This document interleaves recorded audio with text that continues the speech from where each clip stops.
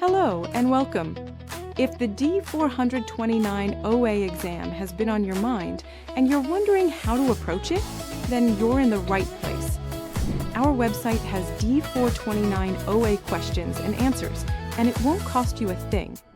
OA exams are tough, so everything from guides to practice questions is free. With over 100 plus success stories, we have proven our videos will help you pass your exam on the first attempt. In this video, we will cover questions from AI paradigms, agent architecture, task environments, knowledge representation, probabilistic reasoning. So let's get started. Question 1. A hospital deploys a new clinical system that analyzes patient chest X-ray images and flags potential pneumonia cases for radiologists to review quickly. Which AI functionality would serve as the primary technology powering this image-based diagnostic support and triage tool? Your options are A. Rule-based systems, B. Natural language processing, C. Computer vision, D. Predictive analytics only. Which one is it? Pause the video if you need more time.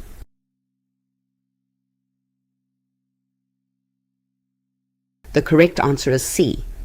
Computer vision. C is correct because computer vision is the AI field that enables computers to interpret visual information from images and videos, which is exactly what analyzing chest X-rays to identify disease patterns requires in practice. A is wrong because rule-based systems apply predefined if-then rules encoded by human experts and cannot flexibly learn the subtle visual patterns hidden inside medical imagery that modern diagnostic tools need today. B is wrong because natural language processing focuses on understanding and generating human language text or speech, so it powers chatbots and document analysis rather than interpreting raw pixel content from chest X-ray images. D is wrong because predictive analytics uses historical tabular data and statistical algorithms to forecast future outcomes like demand or sales trends. So it is not the primary technology that interprets raw medical imaging pixels in diagnostic tools. Computer vision is the branch of AI that extracts meaning from visual input, still images and video frames. At its core, every image is just a grid of numbers, where each pixel carries intensity values for red, green, and blue. Computer vision is the set of techniques that turn that grid into a decision. The mechanism works by learning a hierarchy of features. Early layers detect edges and color blobs. Middle layers recognize textures and parts like wheels or eyes. And deep layers assemble those parts into whole objects. The model learns entirely from labeled examples, no hand-coded rules. This hierarchy is what makes modern vision powerful. Simple edges combine into textures and parts, which are then assembled into recognizable whole objects, all through learned weights, not manual programming. The key insight is that computer vision is defined by its input modality, pixels, not by its industry. A chest X-ray scanner is computer vision. A discharge note summarizer is NLP. Whenever the signal being interpreted is an image, computer vision is the field in play. So the cleanest test is simply what kind of data goes in. Camera feeds, radiographs, satellite images, factory inspection cameras. If the input is a picture, the concept is almost always computer vision. Question 2. A veteran appliance technician builds a diagnostic helper that applies encoded expert knowledge through predefined if-then conditions triggered by sensor readings and symptom inputs, with no learning from data. Which AI approach most accurately describes this type of handcrafted system? Your options are A. Rule-based systems, B. Reinforcement learning agents, C. Deep neural networks, D. Unsupervised clustering methods. Take a second. Which answer would you pick?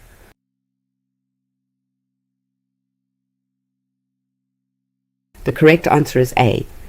Rule-based systems. A is correct because rule-based systems are the earliest form of AI for decision-making and operate entirely on a set of predefined if-then rules encoded by human experts, which matches the described troubleshooting helper exactly. B is wrong because reinforcement learning agents learn by trial and error through reward signals from an environment, which is fundamentally different from running fixed expert-authored rules that never change over time. C is wrong because deep neural networks learn patterns automatically from large amounts of training data, while this scenario describes handcrafted logical conditions that have zero learning component whatsoever in the system. D is wrong because unsupervised clustering methods find hidden groupings in unlabeled data, while the scenario describes a deterministic rule engine that applies authored knowledge rather than discovering patterns through any data analysis. Rule-based systems are the oldest practical form of artificial intelligence. Unlike modern machine learning, they don't discover anything from data. Every decision traces back to logic a human wrote in advance. The system has two parts, a knowledge base that stores if-then rules, and an inference engine that checks incoming facts against those rules and fires the matching actions. New facts produced can even trigger further rules in a chain. Rule-based systems are deterministic and fully transparent. Sohat, you can always audit exactly why a decision was made. But crucially, they contain no learning whatsoever. The rules are frozen the moment a human expert finishes writing them. The key distinction is learning. Reinforcement learning improves through trial and error. Neural networks find patterns in large data sets, and unsupervised clustering discovers groupings on its own. A rule-based system does none of these. It is frozen until a human rewrites it by hand. On the exam, watch for phrases like predefined rules, if-then logic, encoded by experts, or no learning from data. When a human wrote fixed logic and the system simply applies it, rule-based AI is always the answer. Question 3. A smart customer service platform first interprets an incoming email using language models, then routes the inquiry through business rules, and finally predicts resolution time with a trained regression model. Which category best captures a system that chains these different techniques together? Your options are A. Pure computer vision system, B. Standalone rule-based expert system, C. Single supervised learning model, D. Hybrid AI system. Before I reveal it, which one do you think is right?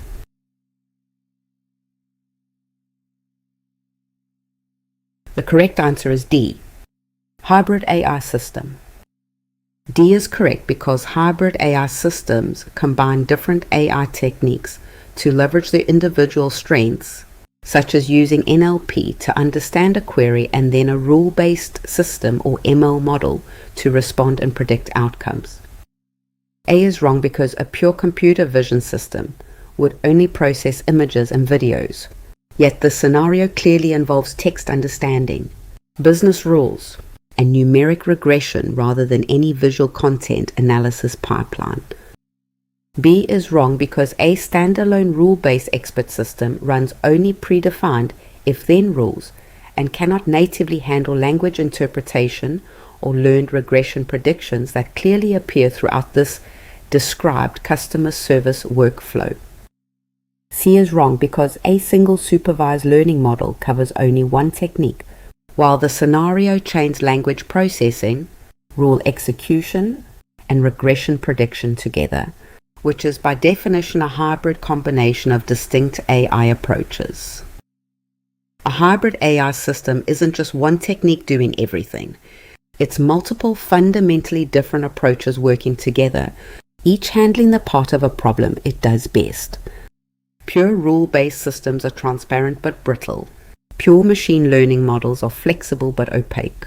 A hybrid design lets you get the predictability of explicit rules where they matter, and the adaptability of learned models where patterns are too complex to write by hand. The mechanism is orchestration. A controller routes data through specialized components in sequence. The output of a language model becomes structured fields. A rule engine can test, and that rule engine's decision selects which predictive model to call next. A system is only truly hybrid when its techniques are genuinely different in kind, from separate families like symbolic logic and statistical learning. Stacking 3 neural networks of the same type doesn't count. The test is whether removing one technique leaves a different kind of capability missing, not just a smaller version of the same thing. When an exam scenario walks through a workflow that visibly switches methods, language understanding here, rules there, prediction at the end. The hybrid label is the target. Look for techniques from separate families, each covering the other's weaknesses. Question 4. A bank wants to automatically catch fraudulent credit card transactions and has collected years of past transactions already marked as either legitimate or fraudulent. Which type of machine learning should the data science team apply when every training example already has a known label? Your options are A. Unsupervised clustering methods, B. Supervised learning, C. Pure reinforcement learning, D. Rule-only expert system. What's your answer? Commit to one before I continue.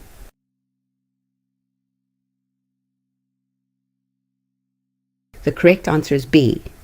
Supervised learning. B is correct because supervised learning uses known and labeled data as input and is the standard approach for problems like fraud detection and credit risk assessment, where every training example carries a clear target label. A is wrong because unsupervised clustering methods work on unlabeled data to find hidden groupings, so they ignore the valuable labels already attached to every historical transaction in this fraud data set scenario. C is wrong because pure reinforcement learning discovers behavior through trial and error reward signals from an environment, which does not match a static dataset of fully labeled historical transactions sitting ready to train a classifier. D is wrong because A, rule-only expert system, depends on hand-coded logic and does not learn from data, which wastes the years of labeled transactions the bank has already gathered for training. Supervised learning is the branch of machine learning that trains on labeled examples. Data where the correct answer is already attached to every record. Understanding why those labels matter is the key to the whole concept. The mechanism is a feedback loop. The model predicts on a training example, compares that prediction to the known label, measures the error with a loss function, and adjusts its parameters to do better next time. Repeat this across the full data set, and the model learns an accurate mapping from inputs to outputs. Supervised learning dominates applied machine learning because history naturally records labels. Banks have transactions already marked fraudulent or legitimate. Email providers have messages tagged as spam. And hospitals have scans already read by radiologists. Wherever outcomes have been recorded, those records become training labels. The contrasts are sharp. Unsupervised learning finds structure in unlabeled data on its own. Reinforcement learning learns from reward signals earned by acting in an environment. So, no fixed data set at all. A rule-based system applies authored logic and never learns from data. Only supervised learning requires every training example to carry a known label. The signal to watch for is the presence of labels. The moment a scenario describes data that is already marked, tagged, or classified with known outcomes, supervised learning is the right fit, and any method that would discard those labels is the wrong one. Question 5. A marketing team scrapes thousands of open-ended customer reviews from social media and wants to automatically categorize each piece of feedback as positive, neutral, or negative to guide the next product launch strategy. Which AI functionality is the best fit here?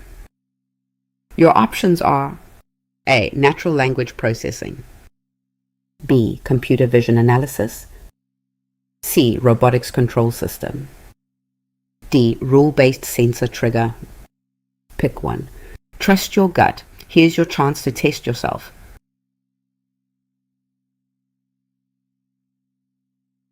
The correct answer is A. Natural language processing.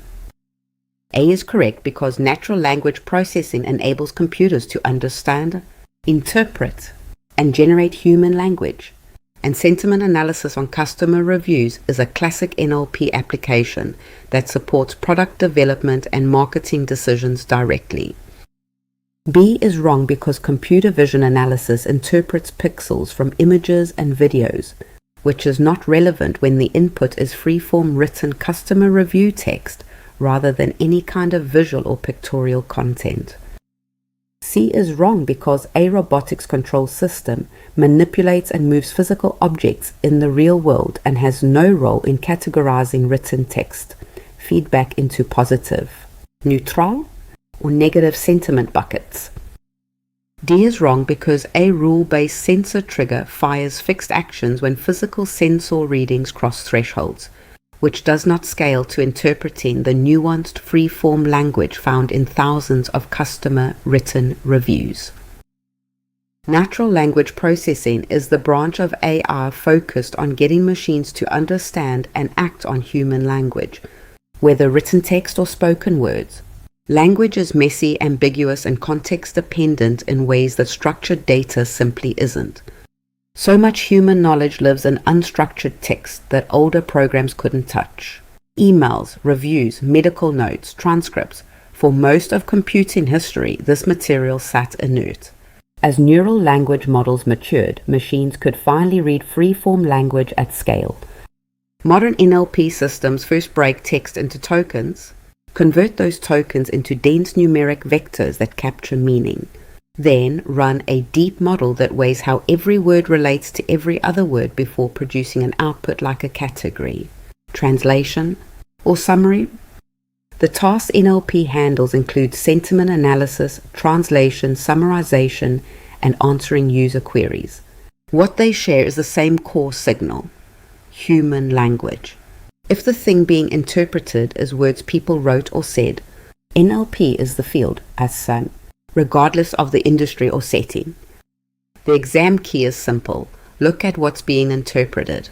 Text, reviews, transcripts, chat messages. Any scenario where meaning must be extracted from human language points straight to natural language processing. Question 6. A startup is designing an autonomous floor cleaning robot for large warehouses, and the lead engineer asks the team what they should specify before writing any code or picking hardware. According to the standard agent design approach, what is the very first step? Your options are: A. Pick the neural architecture. B. Collect training data immediately. C. Write all condition action rules. D. Specify the task environment. Which would you go with? Lock it in before the reveal.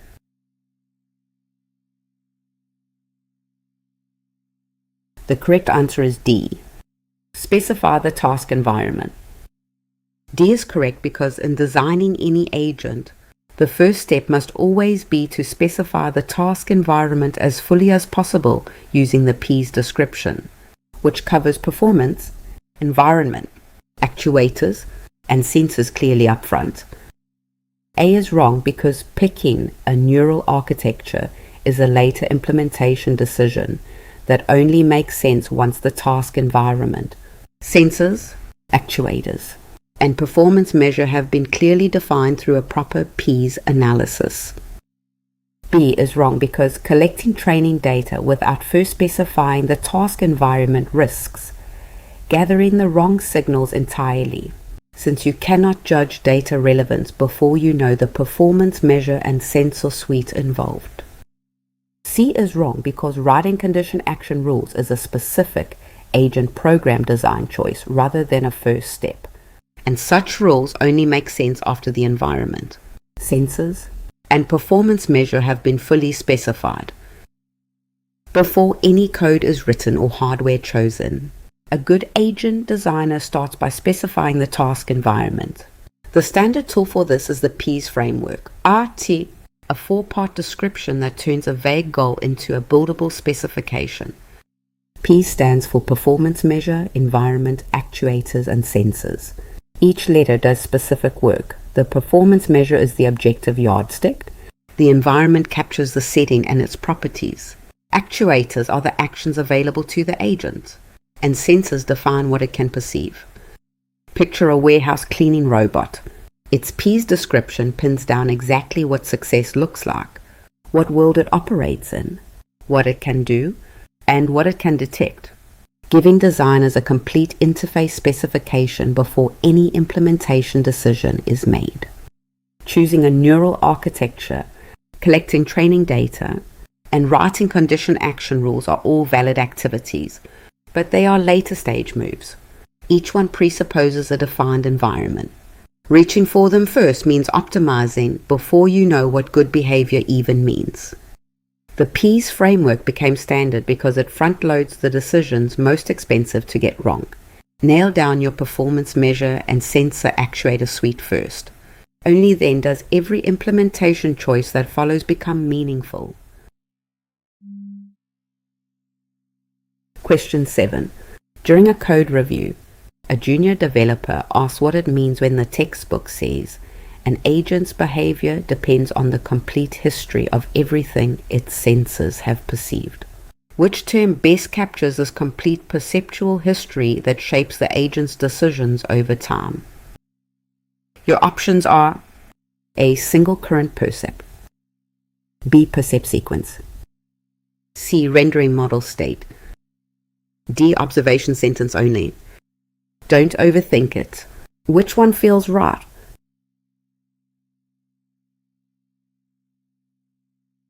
The correct answer is B. Percept sequence.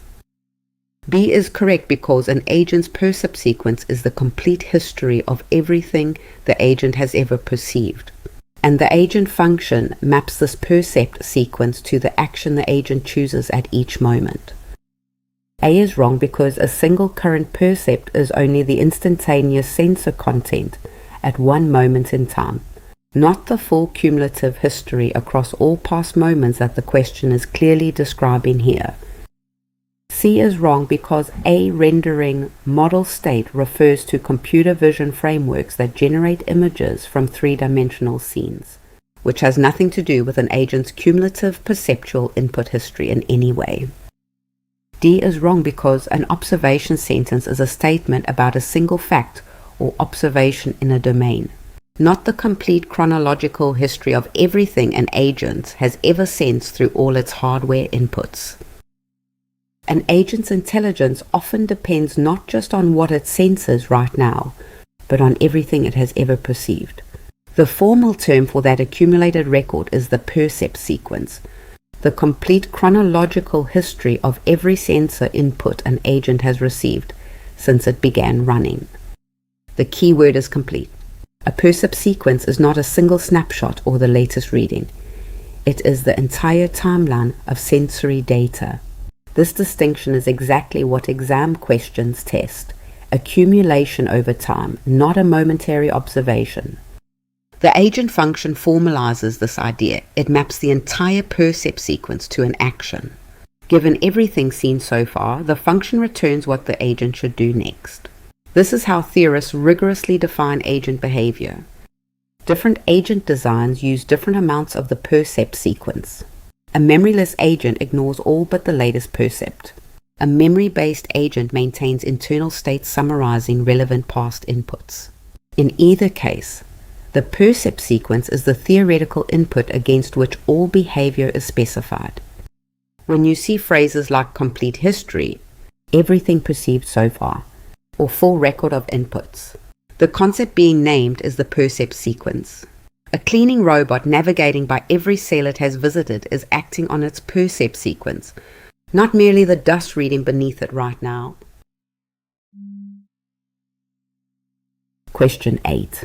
In a learning agent architecture, one internal component monitors how well the agent is actually doing against a fixed performance standard and then decides whether modifications should be made to the behavior selection component. Which component plays this evaluative role in the architecture? Your options are A. Problem generator module, B. External sensor array, C. Critic, D. Raw performance element. Got a guess? Lock it in.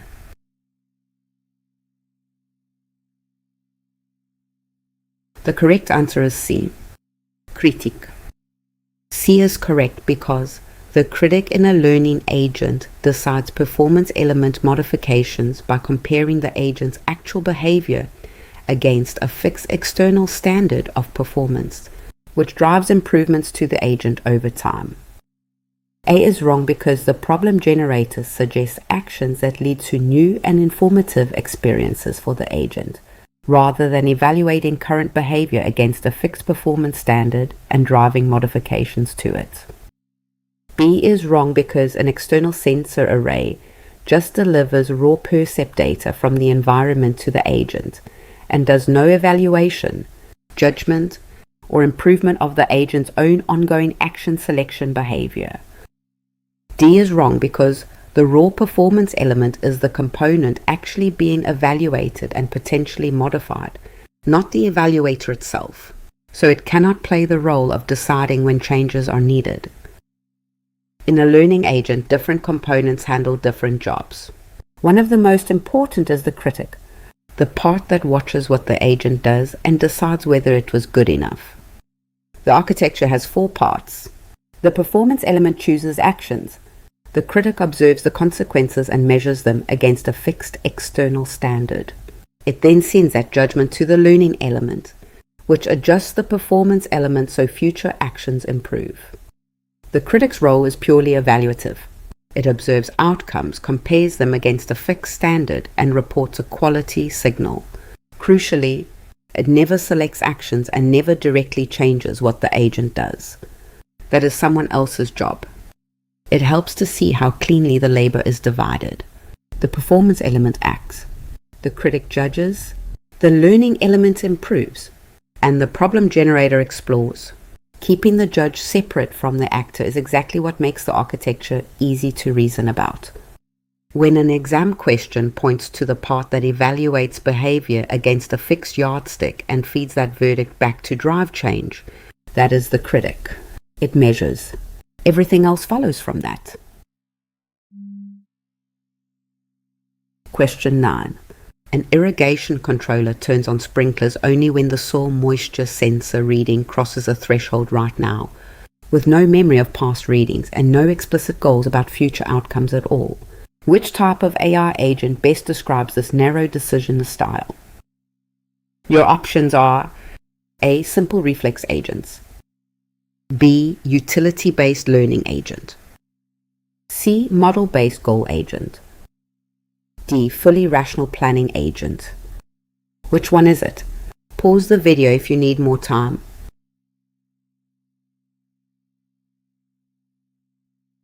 The correct answer is A. Simple reflex agents. A is correct because simple reflex agents make choices based only on current sensory information and predefined condition action rules, which perfectly matches an irrigation controller that reacts to the present soil moisture reading without any memory of past states. B is wrong because A, utility-based learning agent weighs expected outcomes using a utility function and often learns over time, which is far more sophisticated than the memoryless threshold reaction described in the scenario. C is wrong because a model-based goal agent maintains an internal model of the world and reasons about future states to reach explicit goals, which goes well beyond reacting to a single current sensor reading. D is wrong because a fully rational planning agent considers long horizon consequences and optimizes decisions across possible futures, which is dramatically more complex than a controller that fires only on the current threshold crossing. A simple reflex agent is the most basic kind of intelligent agent. It operates on one principle: look at what the sensors report right now, match a rule, and fire the action. That is the entire loop.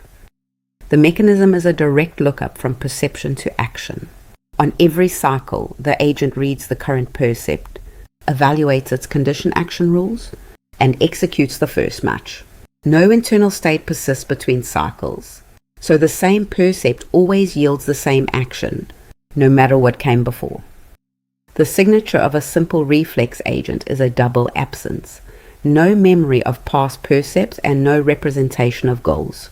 The moment a scenario mentions an agent maintaining state, tracking history, or planning toward a goal, it has left simple reflex territory entirely.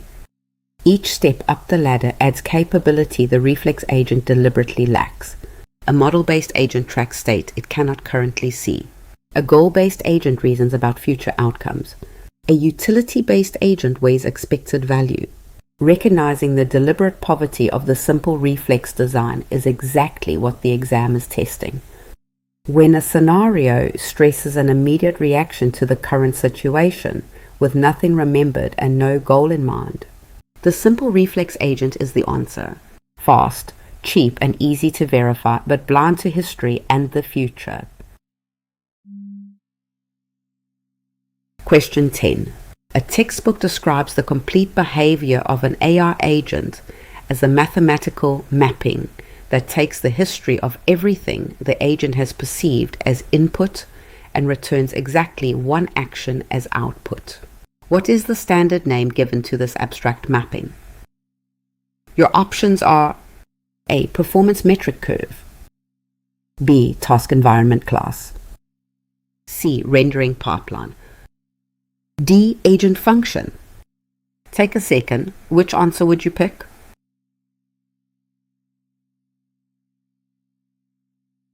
The correct answer is D. Agent function. D is correct because the agent function maps any given percept sequence to an action. And this mapping is the standard textbook way of describing an agent's behavior abstractly, independent of how the agent is implemented internally.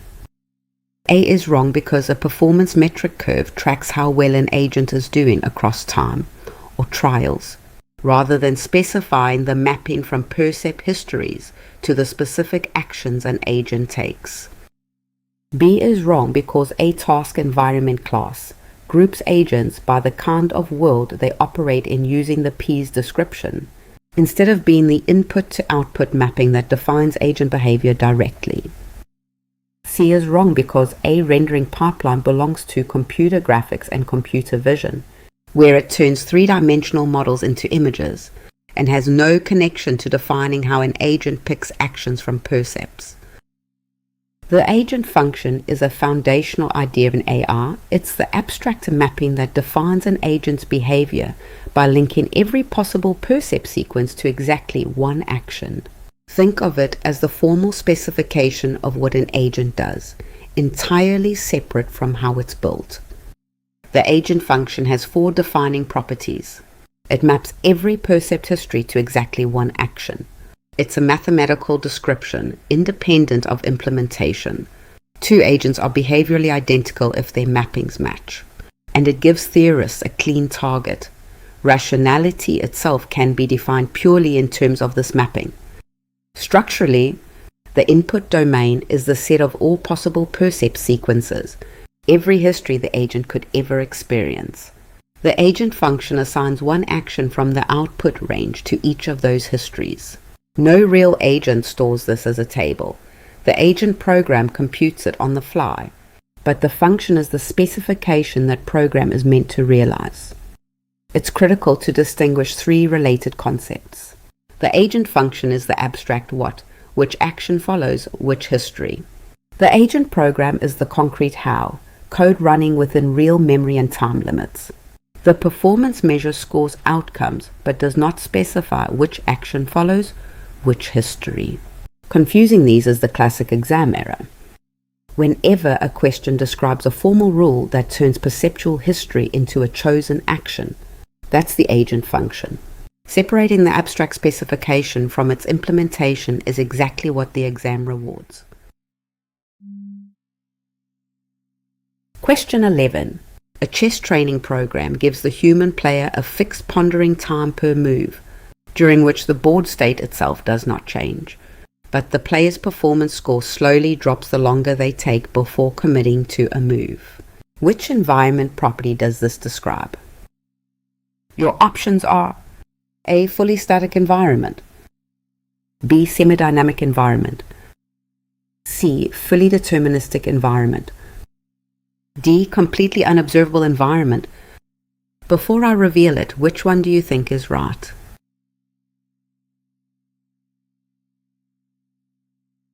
The correct answer is B. Semi-dynamic environment. B is correct because a semi-dynamic environment is one where the environment itself does not change with the passage of time, but the agent's performance score does change, which is exactly what a chess clock scenario describes. A is wrong because a fully static environment means nothing changes at all while the agent deliberates, including the agent's own performance score. So the scoring clock described would violate a pure static label. C is wrong because a fully deterministic environment refers to whether the next state is completely decided by the current state and action, not to whether time pressure changes the agent's performance score during thinking. D is wrong because a completely unobservable environment means the agent has no sensors providing state information, which is unrelated to the specific issue of a ticking clock that drops the agent's performance score. When we classify AI environments, one category sits between fully static and fully dynamic, the semi-dynamic environment. Understanding it requires tracking two separate clocks at once. A fully static environment freezes both the world and the score, so an agent can deliberate endlessly without penalty. A fully dynamic environment changes the world itself while the agent thinks. Semi-dynamic sits in between. The surroundings stay still, but the score degrades with every second of delay. The key mechanism is two independent clocks. The world clock is paused during deliberation. The agent's surroundings look identical before and after it thinks. But the score clock keeps running, so the longer the agent waits, the fewer points it can earn. The chess clock is the classic illustration. The pieces never move on their own while a player thinks. The board state is completely frozen. Yet, the clock counts down, and deliberating too long loses the game on time. That precise split, static world, dynamic score, is exactly what the semi-dynamic label captures. When a scenario stresses a frozen world paired with a penalty for slowness, semi-dynamic is the answer. Watch for signal phrases like ticking clock, time pressure, or deliberation has a cost. The confusable labels each miss one clock. Static ignores the score penalty entirely, and dynamic wrongly implies the world itself advances. Question 12. A weather-aware delivery planner models the chance of rain, traffic jams, and package handoff delays as explicit probabilities that influence every routine decision it makes throughout the day. Which environment property best characterizes a world where outcomes are modeled through explicit chances? Your options are A. Deterministic and known, B. Episodic and discrete, C. Stochastic, D. Strictly single agent. What's your answer? Commit to one before I continue.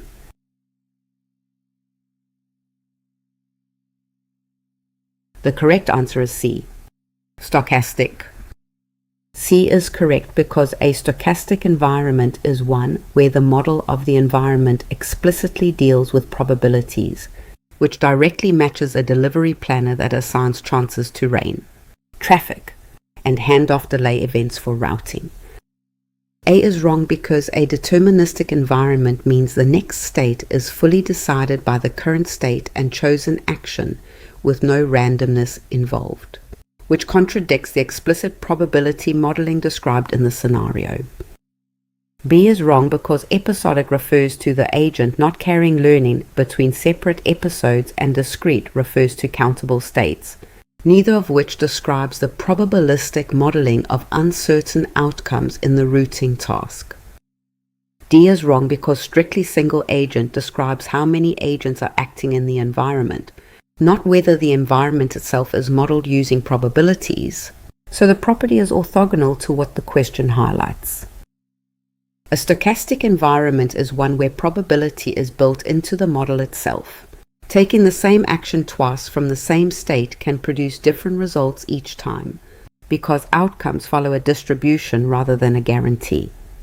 The mechanism is called probabilistic transition. From a given state, one action leads not to a single successor, but to a set of possible successors, each carrying a probability, and those probabilities sum to 1 across the full set.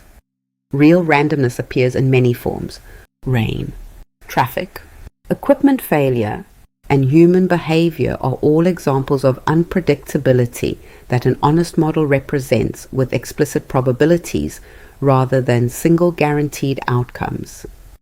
It is easy to confuse stochastic with related but separate properties. Deterministic is its direct opposite, guaranteeing one next state.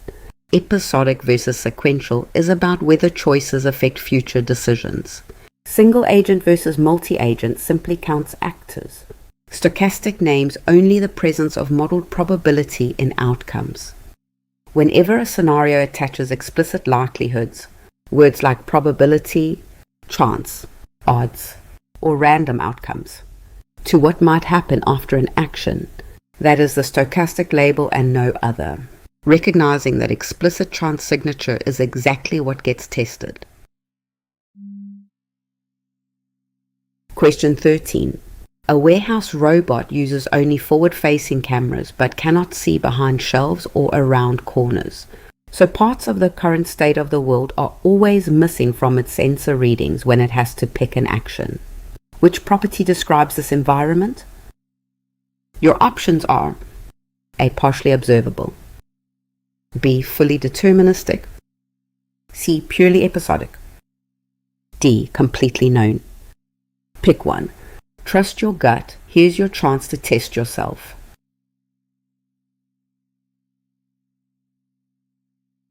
The correct answer is A. Partially observable.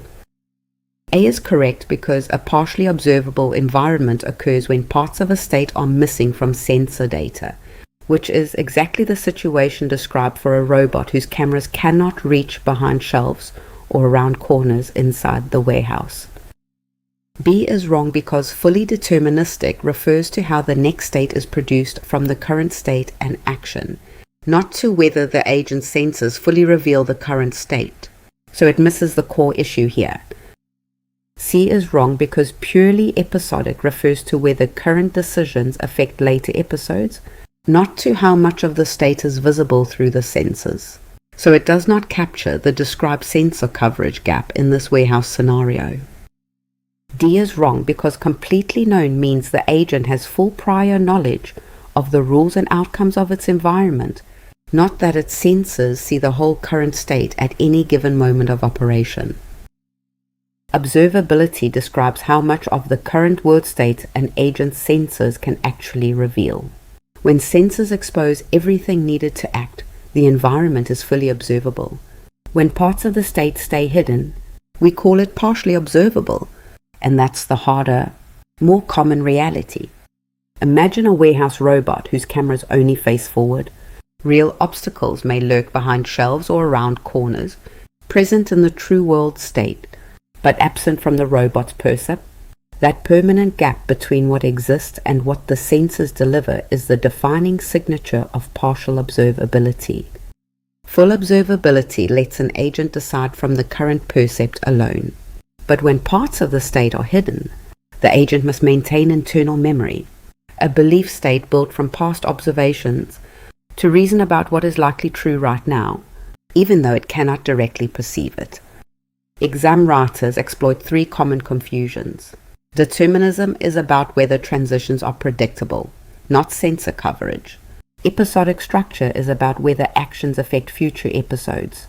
A known environment means the agent understands the rules ahead of time. Partial observability uniquely names a sensory gap in perceiving the present state.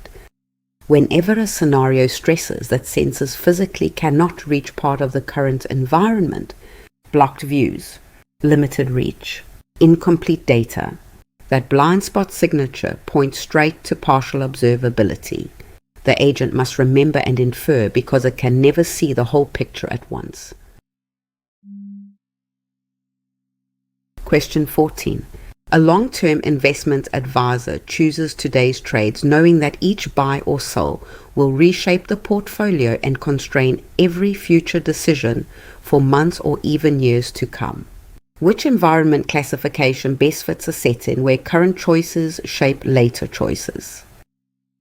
Your options are episodic and isolated, B, static and discrete only, C, unobservable single step, D, sequential. Which would you go with? Lock it in before the reveal.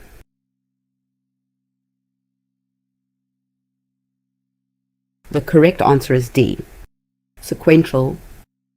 D is correct because a sequential environment is one where current decisions affect future decisions, which is precisely what long horizon portfolio trading looks like, since each trade reshapes the state that every later decision must consider. A is wrong because episodic and isolated means the agent's current action does not affect future episodes, which is the direct opposite of long-term investing, where today's trades clearly constrain future options for months. B is wrong because static and discrete only describes whether the environment changes during deliberation and whether states are countable, neither of which is the defining feature of decisions cascading into future constraints on later decisions. C is wrong because unobservable single step combines a sensor concept with an episode count. Yet the scenario is explicitly about a long chain of decisions that each depend on the cumulative effect of earlier trading actions. Some environments require an agent to think far beyond the current moment. The key distinction in AI is whether a decision now shapes the decisions that come later. And that is exactly what makes an environment sequential. In a sequential environment, the state carries forward. An action changes the world, and that changed world becomes a starting point for every decision that follows. A move that looks good now can trap the agent later, which is why look ahead and planning become necessary. Chess, driving, and portfolio management are classic sequential environments. In each case, a choice made early reshapes the options available much later. Every move in the chain depends on what came before it. The mechanism is state carried across decisions. Each action produces a new world state, and that new state is the starting point for the next choice. The value of any action depends not just on its immediate result, but on the doors it opens or closes downstream. Sequential is purely about dependency between decisions over time. Not probability, not how many agents act, not sensor coverage, and not whether states are discrete. When a scenario stresses that present actions constrain future options across a long horizon, that forward dependency is the signal that sequential is the right answer. Question 15. Two autonomous trading bots from rival hedge funds operate on the same public exchange, where each one tries to maximize its own profit by outmaneuvering the other's orders in real time throughout the trading day. Which pair of environment properties best describes this trading setting? Your options are all single agent and static, B, multi-agent and competitive, C, unknown and episodic, D, fully observable and known. Don't overthink it. Which one feels right?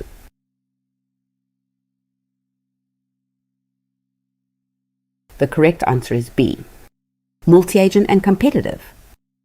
B is correct because a multi-agent environment involves two or more agents acting together, and a competitive setting is one where each agent maximizes its own performance at the expense of others, which fits two rival trading bots perfectly. A is wrong because single agent means only one agent is acting, and static means nothing changes while the agent thinks, both of which contradict the scenario of two rival bots actively battling each other all day. C is wrong because unknown refers to missing prior knowledge of environment dynamics, and episodic refers to isolated decision episodes, neither of which captures the multi-party rivalry that defines the trading floor interaction here. D is wrong because fully observable and known focus on how much of the state and environment rules the agent already sees, rather than on the presence of multiple competing agents in the same shared marketplace environment. When multiple self-interested agents share an environment and their goals directly conflict, we call it a competitive multi-agent setting. Understanding this label means recognizing two properties working together, not just one. Multi-agent simply means other agents' actions are part of what each agent must account for. Competitive means their interests are opposed. You need both. A multi-agent setting can be cooperative, and a single-agent setting has no rivals at all. Picture two rival trading bots on the same exchange. Each reads the other's moves and adapts in real time. Neither can treat the other as fixed scenery. The environment itself fights back because the opponent is intelligent and optimizing against it. In a single-agent world, you only predict how a passive environment responds. In a competitive multi-agent world, the best action is no longer a best response to a static world. It is a best response to other agents who are also optimizing against you. Game theory and adversarial strategy become essential. The exam tests whether you recognize both properties at once. Several self-interested actors with directly opposed goals in one shared environment. That is the competitive multi-agent label, and neither half alone is enough. Question 16. An enterprise architect is picking a knowledge representation approach for a medical terminology system and needs something that emphasizes efficient reasoning and tractability, even if it sacrifices some expressiveness. Which approach best matches these priorities of fast, clean category reasoning in the domain? Your options are A. Freeform natural language text. B. Unrestricted first-order logic. C. Description logics. D. Loose semantic free association. Got a guess? Lock it in.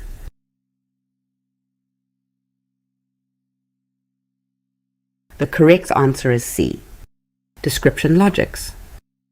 C is correct because description logics provide a formal, structured way to define categories and relationships with an emphasis on efficient reasoning and tractability, sometimes at the expense of expressiveness, which matches the architect's stated priorities. A is wrong because freeform natural language text is ambiguous and lacks formally defined semantics, so it cannot support the kind of efficient, automated category reasoning that a medical terminology knowledge system genuinely requires here. B is wrong because unrestricted first-order logic is highly expressive, but reasoning over it is often undecidable or intractable, which directly conflicts with the architect's explicit priority of tractability over raw expressive power.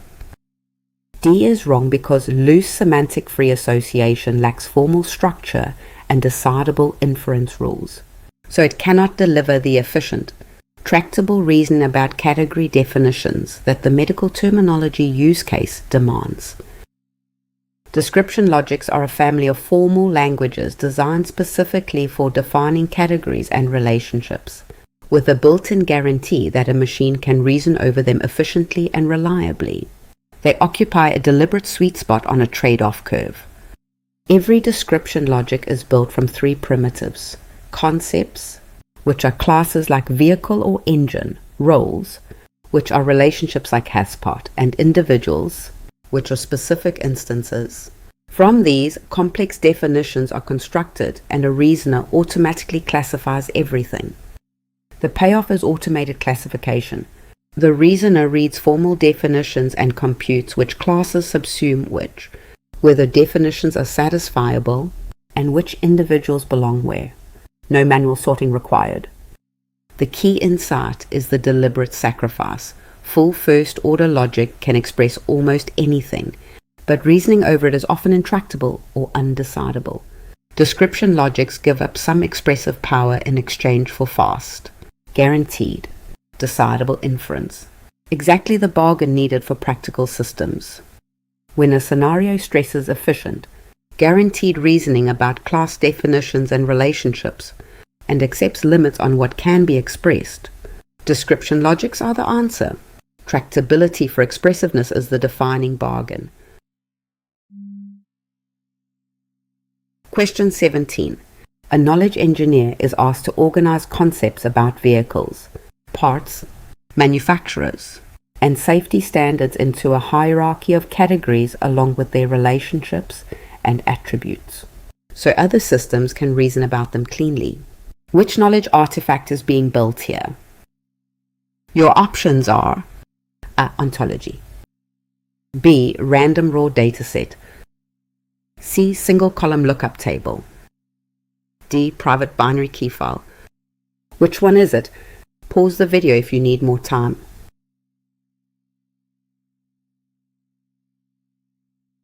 The correct answer is A. Ontology.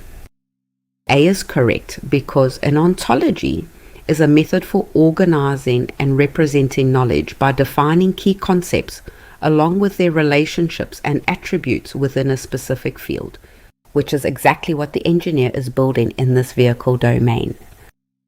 B is wrong because a random raw data set is just unorganized observations with no explicit hierarchy of categories, relationships, or attributes. So it fails to support the kind of structured reasoning the engineer is trying to enable. C is wrong because a single column lookup table stores flat key to value pairs and cannot represent multi-level category hierarchies, rich relationships among concepts, or shared attributes across related classes in the vehicle domain. D is wrong because a private binary key file is a security artifact used for cryptography, which has nothing to do with representing domain knowledge as a hierarchy of concepts connected through meaningful relationships and attributes. An ontology is a formal, structured model of a domain's meaning, one that both people and machines can use to interpret data consistently. It goes far beyond a list of terms or raw data.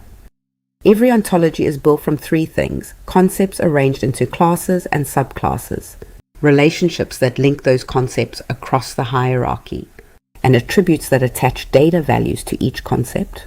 Together, these form a graph of meaning that supports automated inference. Picture a knowledge engineer mapping the world of vehicles. Cars and trucks become subclasses of vehicle. Manufacturers link to the models they build. Engines attach as parts. Safety ratings hang as attributes. The finished artifact is a formal, reusable model, an ontology. Recognizing an ontology means spotting what the alternatives lack. A raw data set holds unorganized observations with no explicit relationships. A lookup table is flat and cannot capture hierarchy. A binary key file is a cryptographic artifact, not a meaning model. Only an ontology encodes concepts, relationships, and attributes as a reason structure. Whenever a scenario describes organizing a domain's categories, how they relate, and what properties they carry into one coherent model for reasoning, that is an ontology. That organized meaning signature is exactly what exam writers test. Question 18. A smart home reasoning system needs to track things that can change over time, such as the temperature in a room, whether a door is open or closed, and the current status of a running video game session. Which term captures these time-varying properties? Your options are A. Static predicates only, B. Immutable category labels, C. Frozen observation sentences, D. Fluents. Take a second. Which answer would you pick?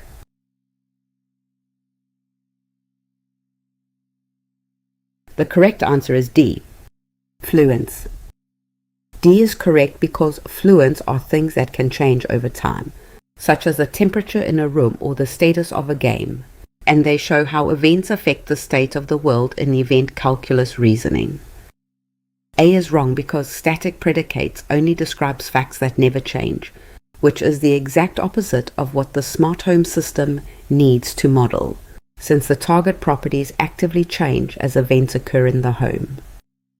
B is wrong because immutable category labels cannot vary once assigned, and the scenario specifically asks for representations of properties that change value over time, so immutability disqualifies this option from being the right fit. C is wrong because frozen observation sentences are fixed statements about observed facts that do not update, while the smart home application explicitly requires tracking state values that keep shifting as temperature, doors, and games change. In knowledge representation, not everything stays the same. Fluents are the formal handles a reasoning system uses to track facts that can take different values as time passes and events occur. A fluent has three key characteristics. It holds one value now and a different value later. It is tied to events that initiate or terminate it, and its value persists until such an event occurs. That persistence assumption is what makes reasoning over time tractable. An event like opening a door initiates the fluent door open and terminates door closed. The reasoning system traces the sequence of events forward from an initial state to infer which fluents hold at any given moment. The key contrast is between fluents and static representations. Static predicates, immutable category labels, and frozen observation sentence all describe facts that never change. Fluents uniquely capture the dynamic fact signature, properties whose values shift as events drive the world from state to state. When a question stresses time-varying properties, state that shifts as events occur, or tracking dynamic conditions, fluents are the answer. If it never changes, it is not a fluent. Question 19. A researcher draws knowledge as a graph where each node stands for a concept such as a person, place, or object, and each edge stands for a relationship like owns, lives in, or part of between those concepts. What is this representation commonly called? Your options are A. Single decision tree, B. Semantic network, C. Fully relational schema, D. Probabilistic Markov chain. Before I reveal it, which one do you think is right?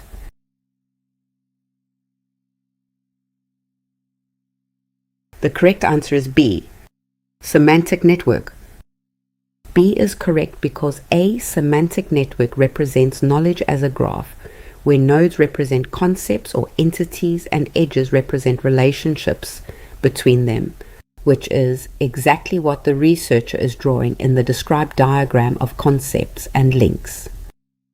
I was wrong because a single decision tree is a tree-shaped classifier used in machine learning to split data points along feature tests, not a general-purpose graph of concepts and relationships among real-world entities.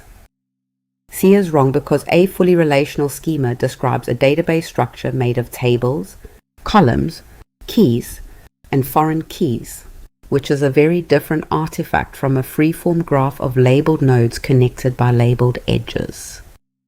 D is wrong because a probabilistic Markov chain models transitions between states using probabilities over time, which does not match a static graph of concepts and named relationships like owns, lives in, or part of. A semantic network represents knowledge as a graph, concepts as nodes, relationships as labeled edges between them, meaning lives in the structure itself, not in isolated facts. Every semantic network has three building blocks: nodes that hold concepts, labeled edges that carry the type of relationship, and traversal, following those edges to answer queries and infer new knowledge. Here is a classic example. A person owns a car, lives in a city, a wheel is part of the car, a robin is a bird, and a bird has wings. Each labeled arrow is the relationship. The knowledge is encoded entirely in the links. The key distinction: a semantic network is specifically a graph of labeled concept nodes joined by labeled relationship edges. She's right. Not a decision tree classifier, not a relational database schema, and not a probabilistic Markov chain. Whenever a scenario describes knowledge as concepts connected by named relationships, nodes and edges, entities and links, that graph of meaning signature identifies a semantic network. Question 20. A verification engineer needs a formal language for reasoning about sequences of events that unfold in a strict linear progression of time, so that properties such as eventually, always, and until can be expressed and checked automatically. Which logical system matches that need? Your options are A. Pure propositional logic, B. Simple Boolean algebra, C. Linear temporal logic, D. Plain description logics. What's your answer? Commit to one before I continue.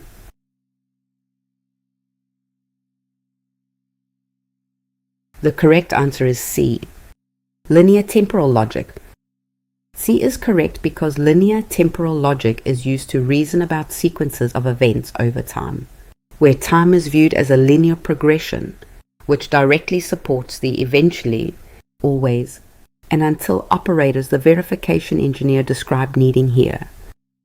A is wrong because pure propositional logic only reasons about true or false statements at a single moment, with no built-in way to express how properties evolve or hold across ordered sequences of events over time. B is wrong because simple Boolean algebra captures a temporal logical operations on true and false values, but it offers no machinery for describing how propositions change as time advances through a linear sequence of system states. D is wrong because plain description logics focus on categories, relationships, and tractable reasoning about class definitions, rather than on how properties hold or change across ordered sequences of moments in linear time. Linear temporal logic is a formal language for reasoning about how propositions hold or change across an ordered sequence of time steps, unlike ordinary logic, which only describes what is true at a single moment. It adds operators that talk about the future along one timeline. LTL layers 4 temporal operators on top of ordinary logic, eventually asserts a proposition becomes true at some future step, always asserts it holds at every future step. Next points to the immediately following state, and until says one condition holds continuously until a second one takes over. Time in LTL is modeled as a single line of successive states. A model checker explores every sequence a system can produce and confirms whether each sequence satisfies the stated temporal formula, checking patterns across the entire ordered run. Not just one snapshot. The distractors all lack temporal machinery. Propositional logic reasons only about a single moment. Boolean algebra captures atemporal operations on truth values. Description logics focus on categories and class reasoning. None of them model an ordered progression of states the way LTL does. Whenever a scenario stresses checking how properties evolve across an ordered timeline, using words like eventually, always, until, or linear progression, linear temporal logic is the target. That ordered timeline signature is exactly what exam writers are testing. Question 21. A rideshare routing agent must choose between several possible dispatch actions, where each outcome carries a different chance and a different payoff value for the company. The agent picks the action that yields the highest average benefit across all possible outcomes. Which principle applies? Your options are A. Maximum expected utility, B. Pure random selection, C. Worst case fallback rule, D. First choice default action. Pick one, trust your gut, here's your chance to test yourself.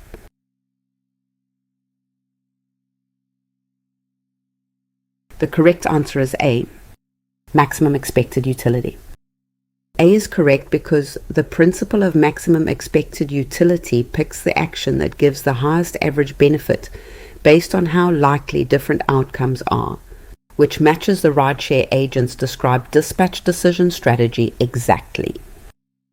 B is wrong because pure random selection ignores both the probabilities and the payoffs entirely, which would throw away the carefully modeled outcome information the rideshare agent already has about each candidate dispatch action.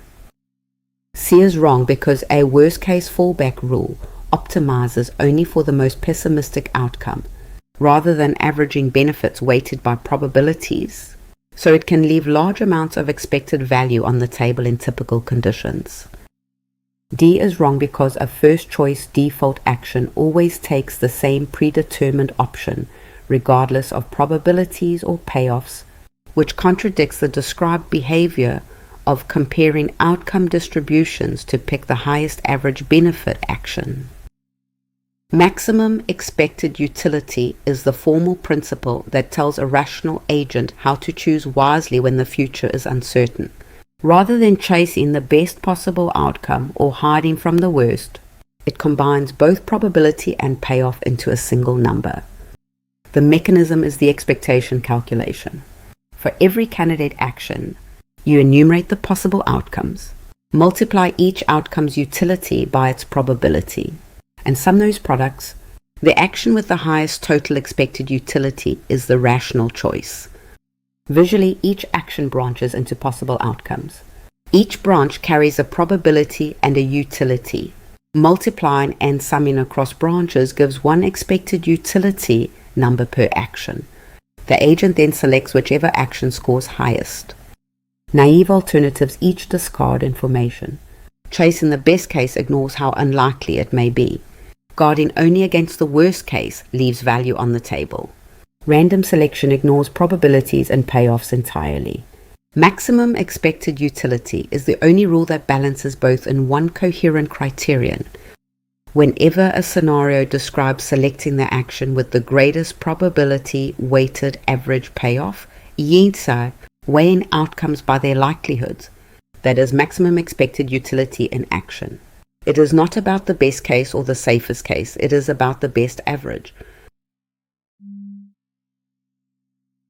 Question 29. A financial forecaster starts with a prior belief about whether the market will rise, then observes a fresh batch of economic indicators, and wants a principled way to update that initial belief into a revised posterior probability given the new evidence. Which rule applies? Your options are A. Simple majority voting, B. Plain marginal sum, C. Raw frequency count only, D. Bayes rule. Which would you go with? Lock it in before the reveal.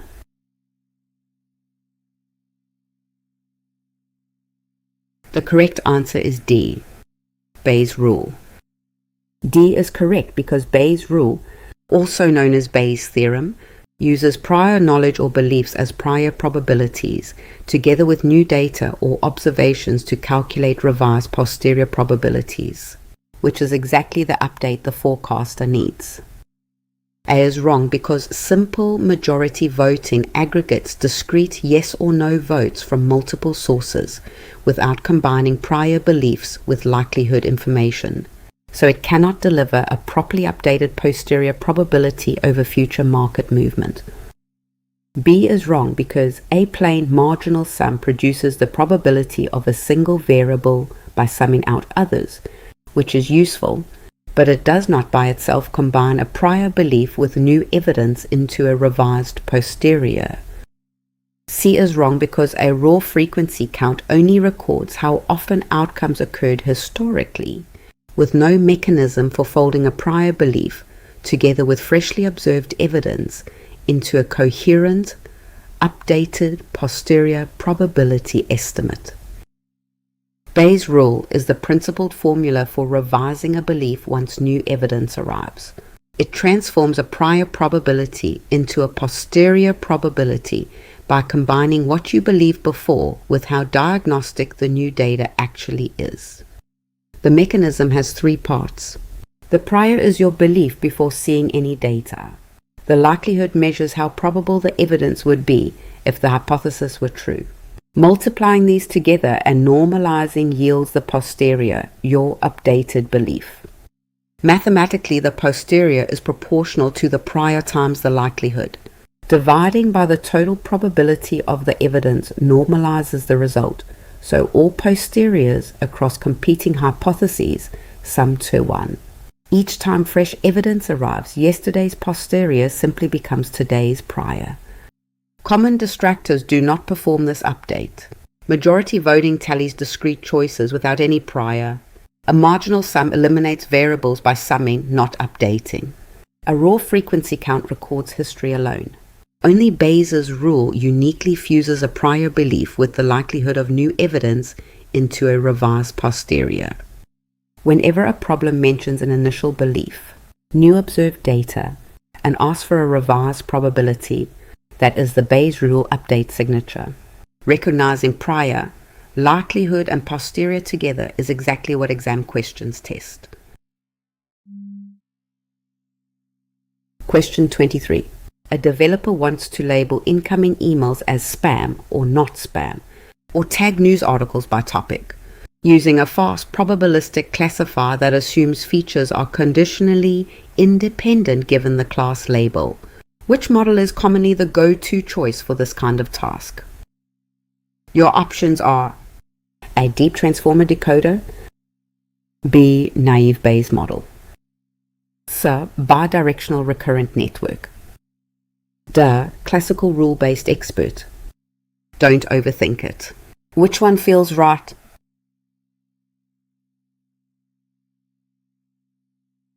The correct answer is B. Naive Bayes model. B is correct because naive Bayes models are commonly used for tasks like language determination, document retrieval, and spam classification, and they rely on Bayes' theorem together with strong conditional independence assumptions, which matches the developer's described needs directly. A is wrong because a deep transformer decoder is a heavyweight architecture used for generation and large-scale language modeling, which is far more complex than the lightweight, independence-based classifier the developer is describing here. C is wrong because a bidirectional recurrent network processes sequences in both directions using hidden states over time, which does not match the simple independence assumption and fast training profile of classic spam and topic classifiers. D is wrong because a classical rule-based expert system relies on hand-authored if-then rules rather than probabilistic inference from labeled data, so it does not provide the statistical feature independence classifier the scenario calls for. Naive Bayes is a fast probabilistic classifier that combines Bayes' rule with one powerful simplifying assumption. Understanding that assumption is the key to understanding the whole model. The word naive refers to assuming each feature contributes independently once the class is known.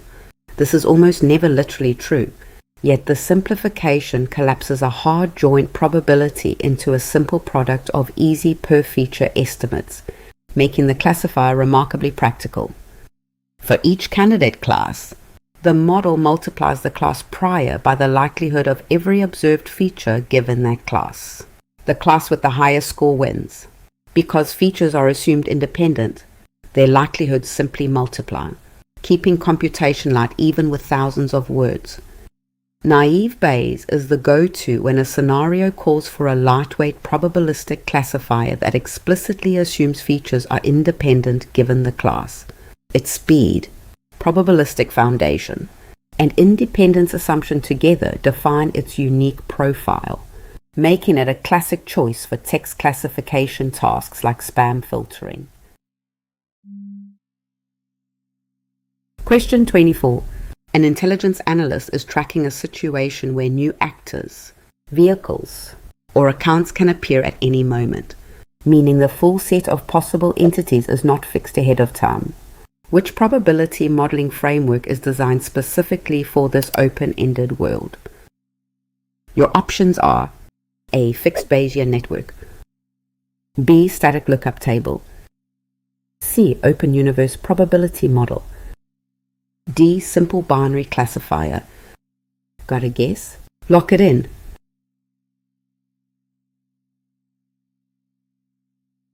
The correct answer is C.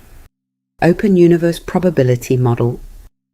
C is correct because an open universe probability model is a framework used to handle situations where the set of possible outcomes or entities is not fixed and can change over time as new information is introduced into the analyst's model.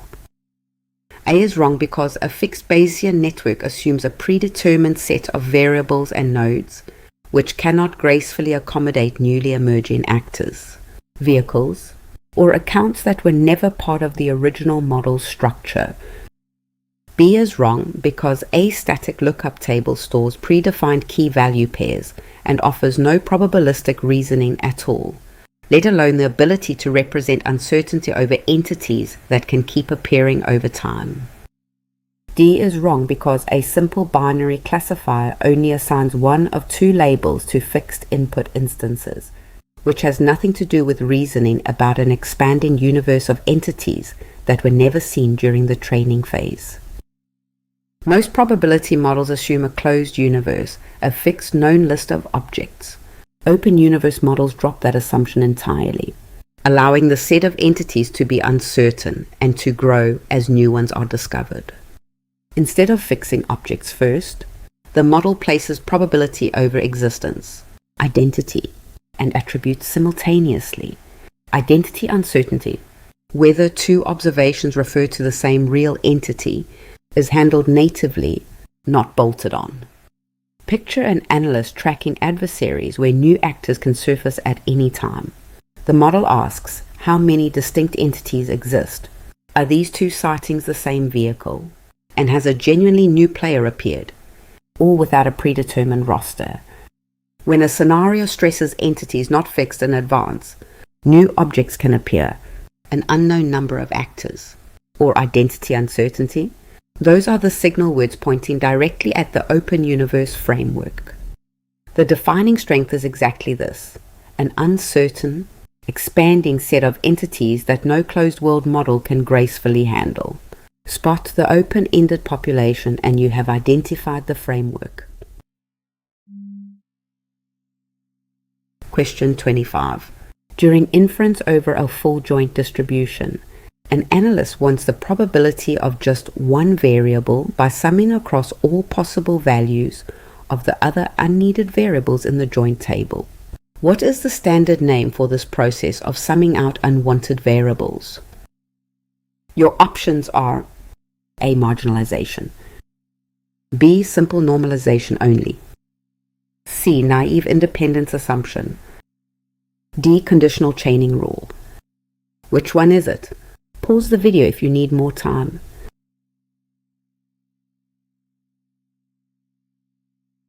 The correct answer is A. Marginalization.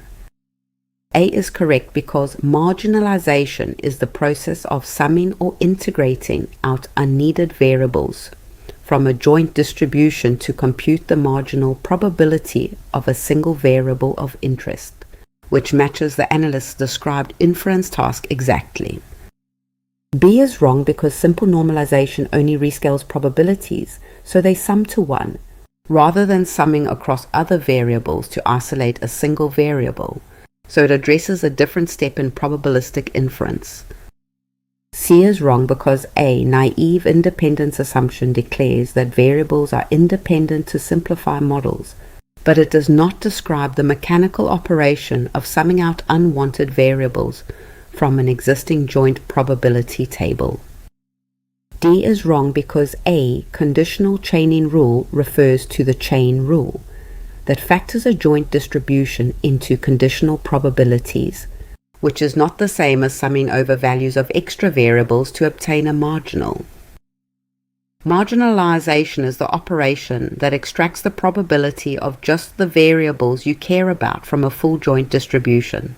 It works by summing the joint probabilities over every value of the variables you don't need. Mechanically, you fix your target variable to each of its possible values, then sum the joint probabilities across every combination of the remaining variables. Those totals form the marginal distribution of the target. For continuous variables, the sum becomes an integral, but the logic is identical. Think of a joint probability table. Each cell holds the probability of one specific combination of values. To marginalize out variable B, you collect every row that shares a given value of A and add their probabilities together, folding B's influence entirely into the result. It is important not to confuse marginalization with related but distinct operations. Normalization only rescales probabilities. An independence assumption simplifies a model without summing. Conditional chaining factors are joined into conditionals. Marginalization alone is the act of summing out unwanted variables to isolate the ones of interest. Whenever a scenario describes obtaining a variable's probability by adding across all values of the other variables, that is marginalization, spotting that summing out signature is exactly what gets tested. Question 26. A speech-to-text engineer needs a neural network architecture specifically built to process data that arrives one element after another in time, such as audio frames, stock ticks, or consecutive words in a sentence. Which architecture was originally designed for sequential input like this? Your options are A. Fixed lookup dictionary, B. Plain convolutional filter bank, C. Single feed-forward layer, D. Recurrent neural network. Take a second. Which answer would you pick?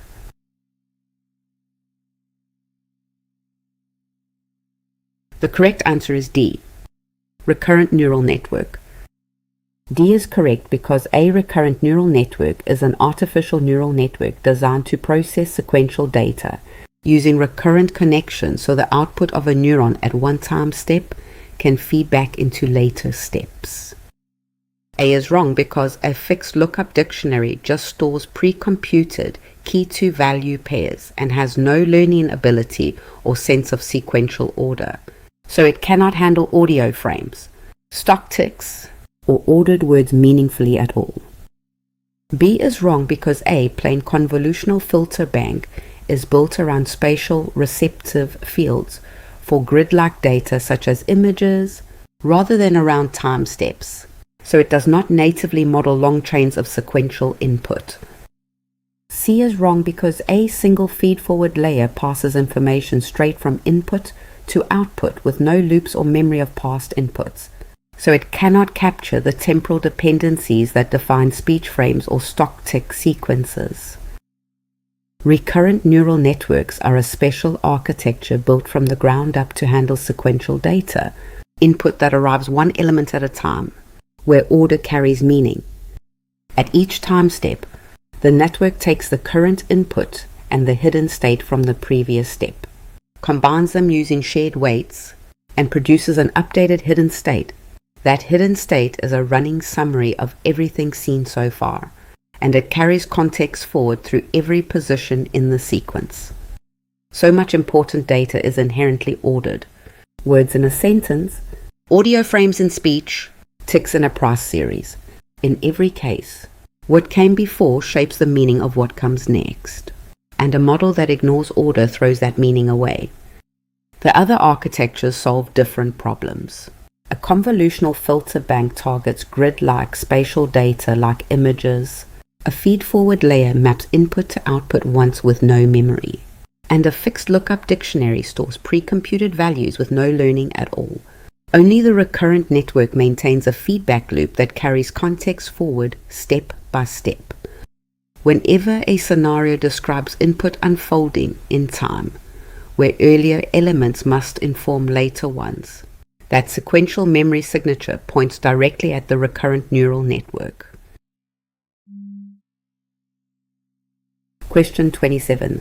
When a recurrent neural network processes a sentence word by word, an internal state is updated at every step, so the network can remember information about earlier words when deciding the current output. What is that internal memory commonly called? Your options are A. Fixed output label, B. Hidden state, C. Input percept token, D. Static convolution filter. Before I reveal it, which one do you think is right?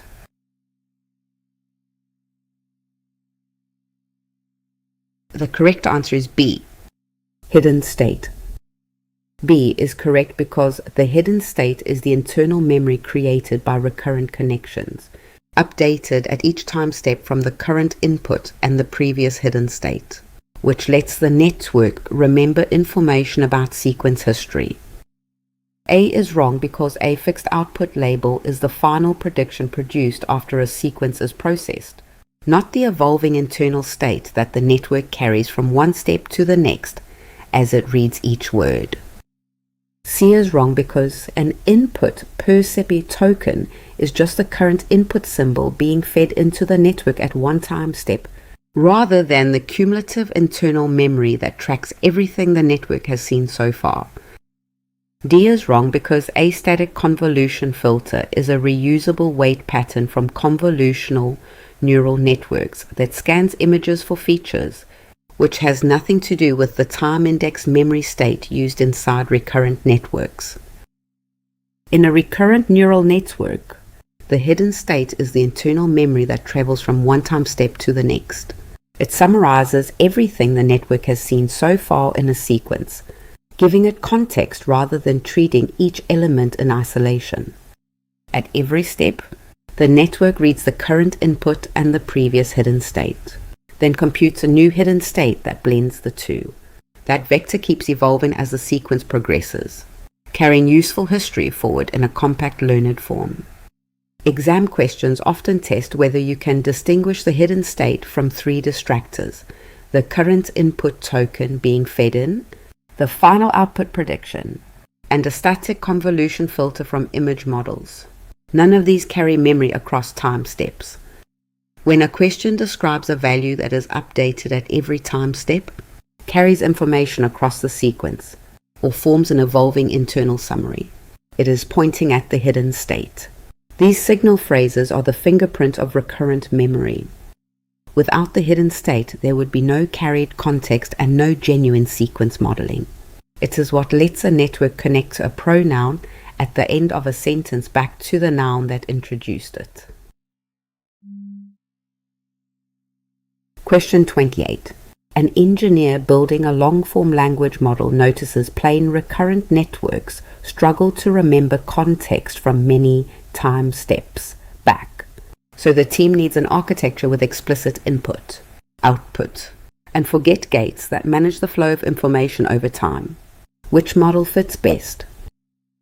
Your options are A. Single perceptron only, B. Standard feed-forward network, C. Long short-term memory, D. Simple lookup table. What's your answer? Commit to one before I continue.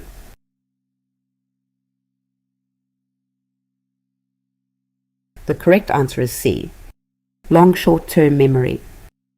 C is correct because long short-term memory networks introduce a memory cell and input, output, and forget gates that control information flow, which lets them learn long-range dependencies in sequences much more effectively than plain recurrent neural networks do.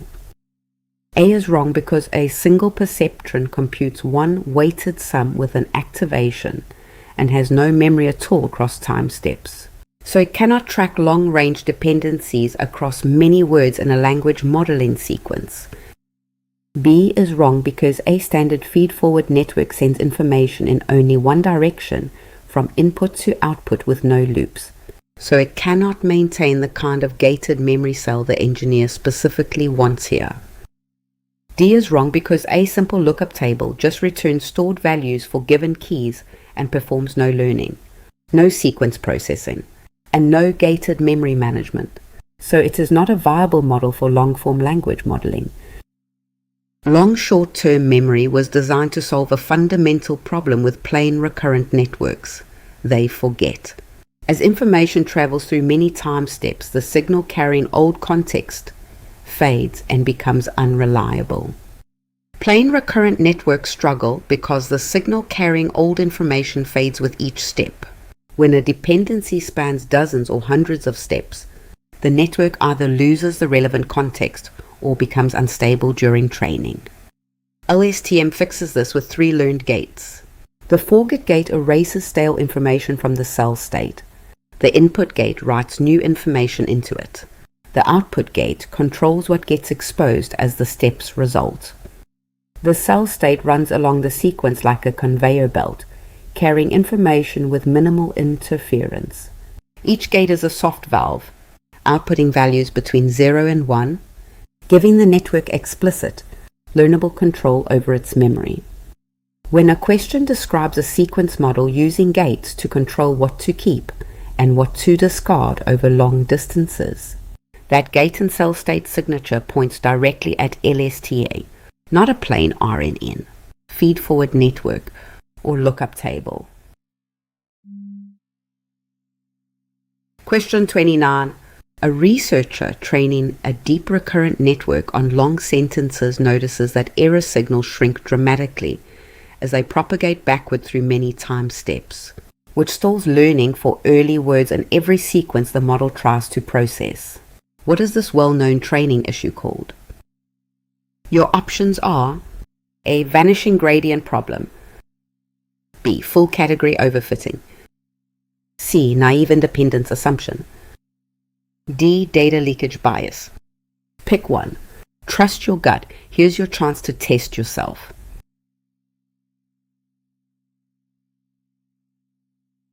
The correct answer is A. Vanishing gradient problem. A is correct because the vanishing gradient problem occurs when gradients become too small during training, which hinders learning over long sequences because early time steps barely receive any useful update signal from later parts of the sequence. B is wrong because full category overfitting describes a classifier memorizing training examples across all classes instead of generalizing, which is a separate phenomenon unrelated to how gradients propagate backward through recurrent connections over many time steps. C is wrong because a naive independence assumption is a modeling choice used in naive Bayes classifiers, where features are assumed independent given the class, which is unrelated to gradient magnitudes in deep recurrent sequence training.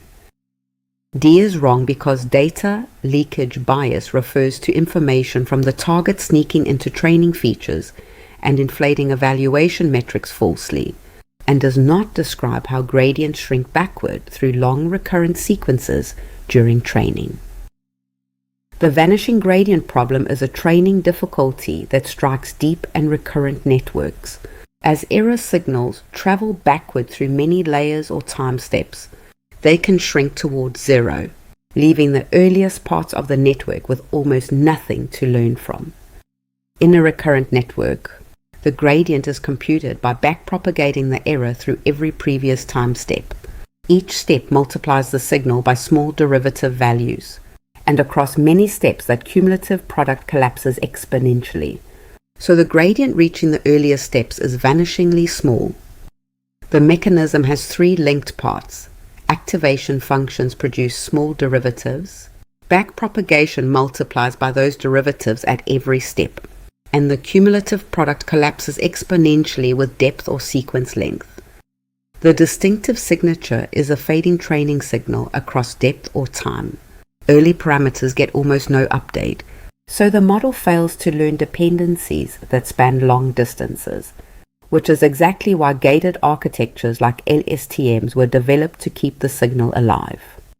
Whenever an exam describes error signals that diminish as they travel backward through a long network, stalling learning at the start of a sequence. That is the vanishing gradient problem, not overfitting, not independence assumptions, not data leakage. Question 30. A named entity recognition team needs a model that understands each word in a document using both the words that come before it and the words that come after it, rather than only the preceding context. Which architecture reads input in both directions during processing? Your options are A. Single forward only RNN, B. Plain feed forward classifier, C. Convolutional filter only, D. Bidirectional RNN. Which would you go with? Lock it in before the reveal.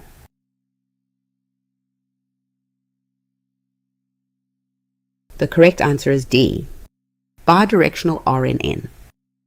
D is correct because a bidirectional RNN processes the input sequence in both forward and backward directions, which lets the model consider information from both the past and the future context when making predictions at each position in the sequence.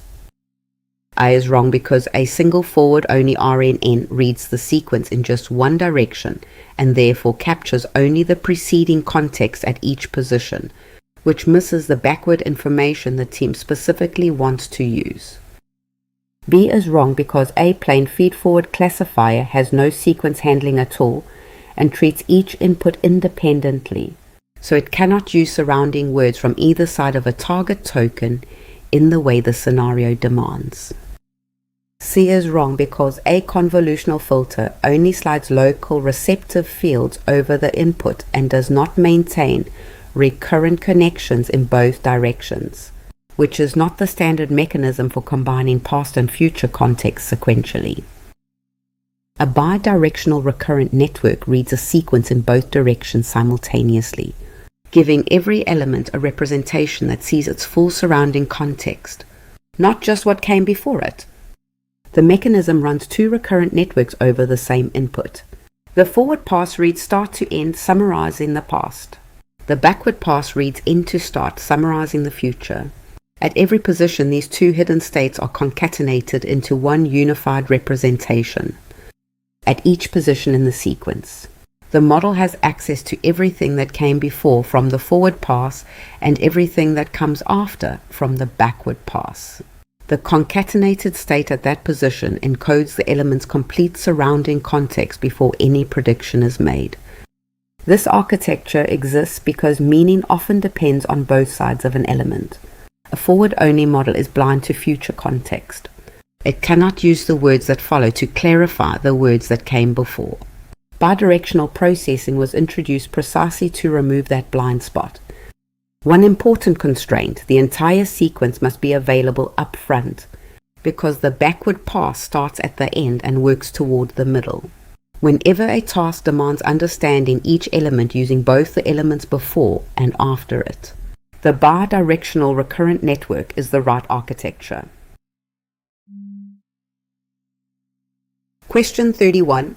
A real estate platform wants to predict the final selling price of a house from features like square footage, neighborhood, and bedroom count, where the output is a continuous number rather than a discrete category label. Which type of machine learning task is this? Your options are A. Binary classification task, B. Regression, C. Unsupervised clustering, D. Reinforcement exploration. Don't overthink it. Which one feels right?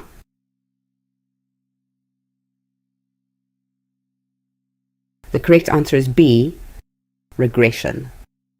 B is correct because regression machine learning is used when a value needs to be predicted, typically using linear regression or related algorithms, which fits exactly the setup where the platform predicts a continuous house price from numeric and categorical inputs.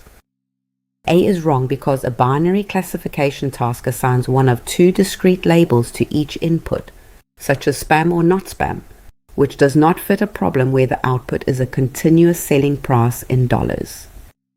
C is wrong because unsupervised clustering groups similar items together from unlabeled data with no target value provided, which contradicts the described scenario where the platform already has historical sale prices it wants to predict directly. D is wrong because reinforcement exploration learns behavior through trial and error using reward signals inside an environment, which is a very different setup from training a model on a static dataset of labeled house sale records.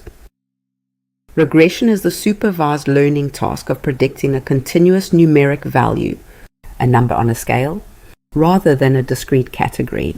The key is the nature of the target. Can it land anywhere in a range, or does it fall into named buckets? Regression applies wherever the answer is a quantity, not a label. Predicting house prices, repair durations, energy demand, and revenue forecasts all require a specific number as output. Forcing these into categories would discard precision and reduce a rich continuous signal to artificial bends. The model learns by fitting a function, like a line, that maps inputs to a number, adjusting its parameters to shrink the gap between predicted and true values. Error is measured as distance, how many units off the prediction lands from the actual target.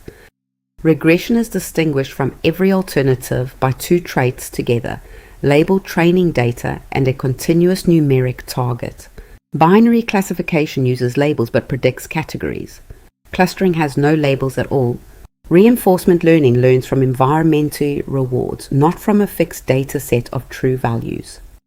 When a scenario asks for a quantity, a price, a duration, a measurement, that number on a scale signature means regression. Focus on the type of the output, not the richness of the inputs, and the task becomes clear. Question 32. A credit team is deciding which algorithms to consider for a loan approval model whose output must be a yes or no decision on each application. Which list below contains algorithms commonly used when the target output is categorical rather than a continuous numeric value? Your options are A. Linear regression and lasso only. B. Pure K means clustering only. C. Decision tree, naive Bayes, K and N. D. Plain matrix factorization only. Got a guess? Lock it in.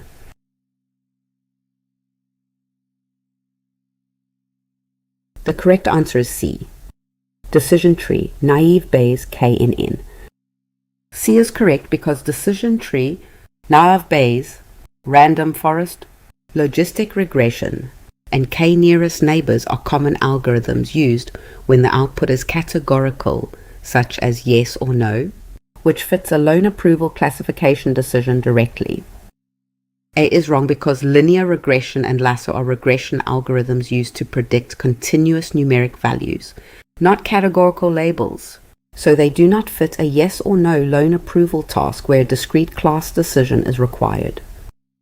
B is wrong because pure K means clustering is an unsupervised algorithm that groups unlabeled data into clusters, which does not match a supervised scenario where the bank already has labeled historical approvals and rejections available to learn from.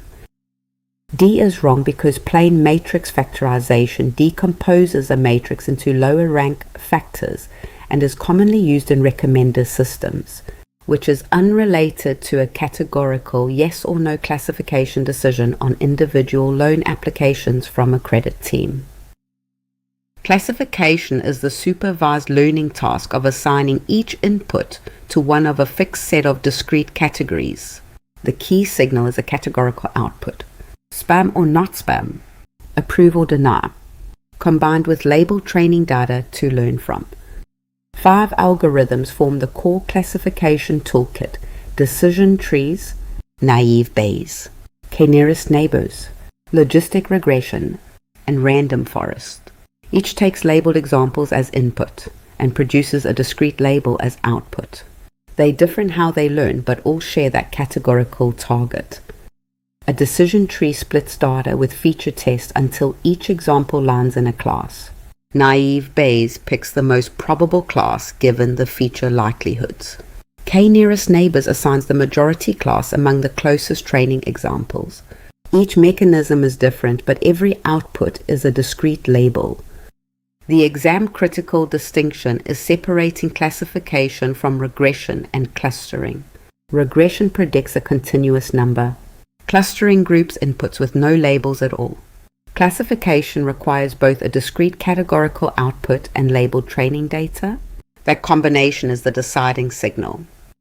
Whenever a scenario asks which category an input belongs to and historical labels are available, the classification toolkit applies.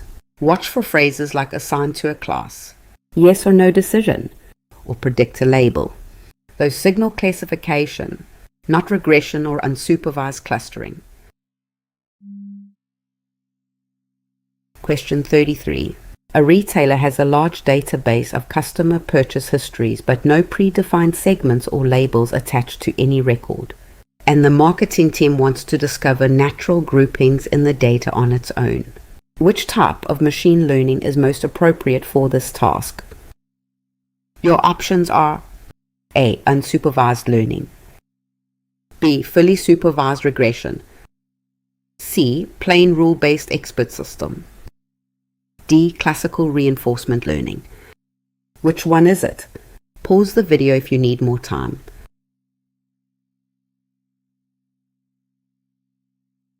The correct answer is A.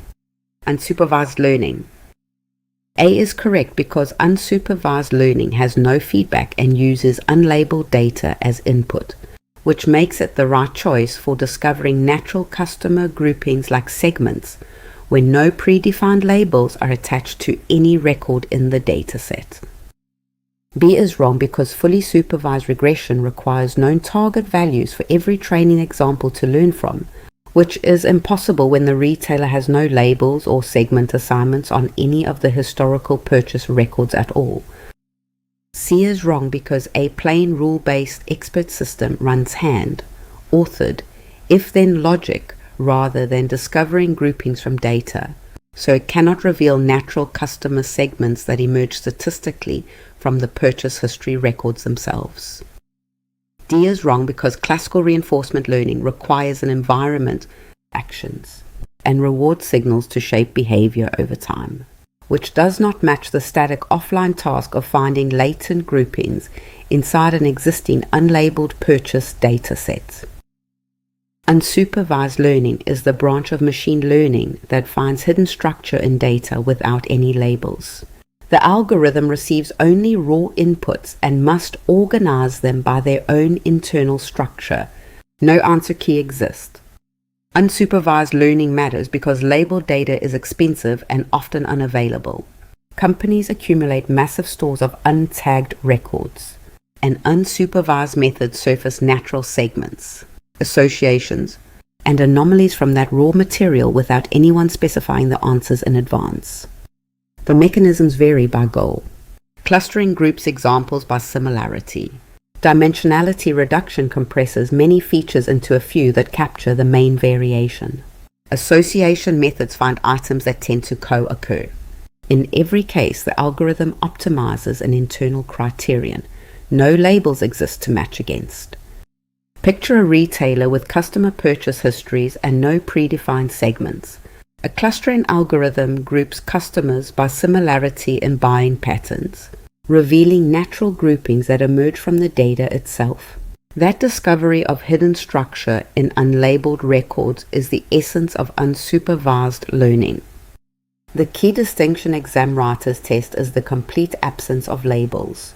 Supervised learning needs trusted labels. Weakly supervised learning has noisy or partial labels. Reinforcement learning needs reward signals. Unsupervised learning has none at all. When a scenario stresses no predefined categories and a goal of discovering natural structure, unsupervised is the answer. Question 34. A survey platform asks users to self-report their ages, but many people enter approximate, incorrect, or even intentionally false numbers. A data scientist still wants to train an age-aware model, knowing the labels are noisy throughout. Which learning setting does this scenario create? Your options are A. Pure supervised learning, B. Classical unsupervised clustering, C. Standard reinforcement learning, D. Weakly supervised learning. Take a second. Which answer would you pick?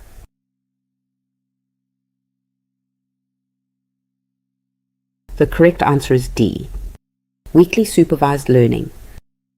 D is correct because weakly supervised learning is the setting that arises when the provided labels are noisy, imprecise, or partially inaccurate, which fits the situation where users self-report their ages with many wrong or approximate entries across the dataset. A is wrong because pure supervised learning assumes that each training example has an accurate, trusted label attached, which is exactly the assumption broken when many survey respondents report false or approximate ages in their self-reported profile data.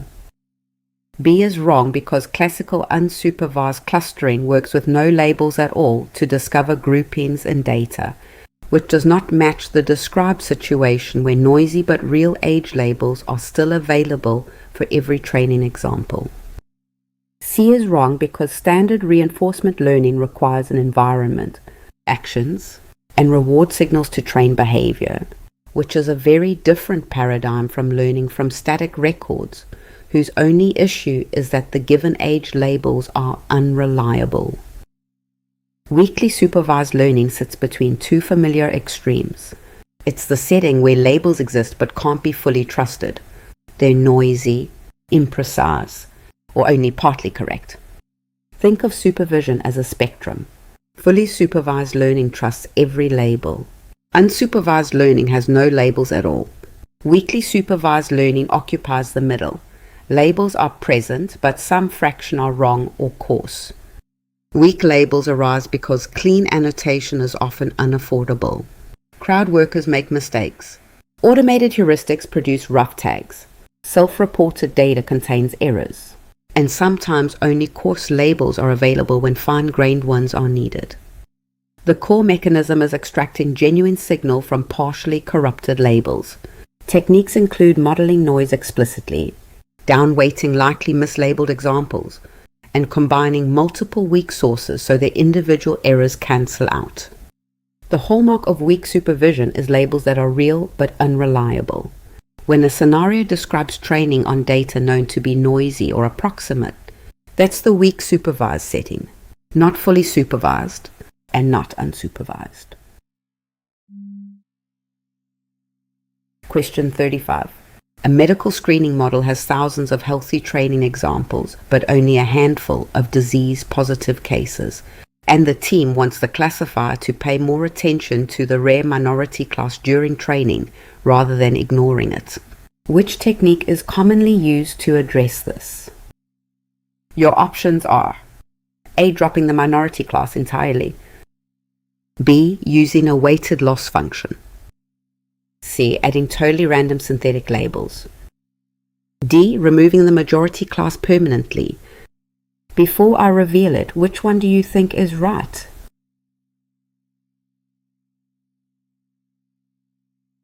The correct answer is B. Using a weighted loss function. B is correct because using a weighted loss function that gives a larger penalty to missing minority class cases is a common technique for dealing with unbalanced classes, which helps the classifier pay more attention to the rare positive examples during training. A is wrong because dropping the minority class entirely throws away exactly the cases the team cares about detecting, which would make a disease screening model useless since it would never learn to identify the rare positive examples at all. C is wrong because adding totally random synthetic labels would inject noise into the training set and confuse the learner, which harms overall performance instead of helping the classifier focus on genuine minority class examples during training. D is wrong because removing the majority class permanently destroys most of the training data and leaves the model with too few examples overall, which damages general performance rather than helping it handle the imbalance in a principled way. When training data is imbalanced, a standard loss function quietly sabotages your classifier. The fix is a weighted loss function, a technique that changes the cost of errors rather than touching the data itself. By default, every mistake costs the same. That means a model can reach high accuracy by always predicting the majority class, while completely ignoring the rare class that often matters most, like fraud, disease, or equipment failure. The mechanism is straightforward. Each example's loss is multiplied by a class-dependent factor. Minority errors receive a larger weight, often inversely proportional to class frequency. So a single missed minority example costs as much as several majority mistakes. The result is that the optimizer can no longer afford to ignore the minority class. Crucially, the data itself is never modified. Only the cost of errors changes, so no information is discarded. When a question describes a rare class, the model should attend to more during training. Without discarding any data, the answer is weighted loss. Watch for keywords like class weights. Penalize minority errors, or make the model focus on the underrepresented class. Question 36.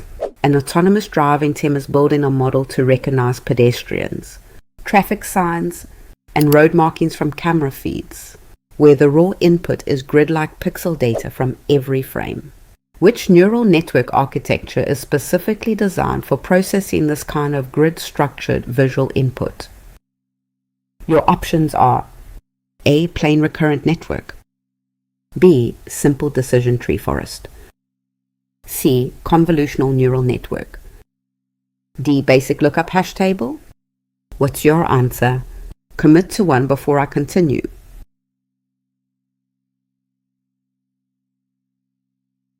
The correct answer is C. Convolutional neural network. C is correct because a convolutional neural network is a type of neural network designed for processing grid-like data such as images by applying convolutional layers to extract features and patterns, which fits camera-based perception tasks in autonomous driving directly.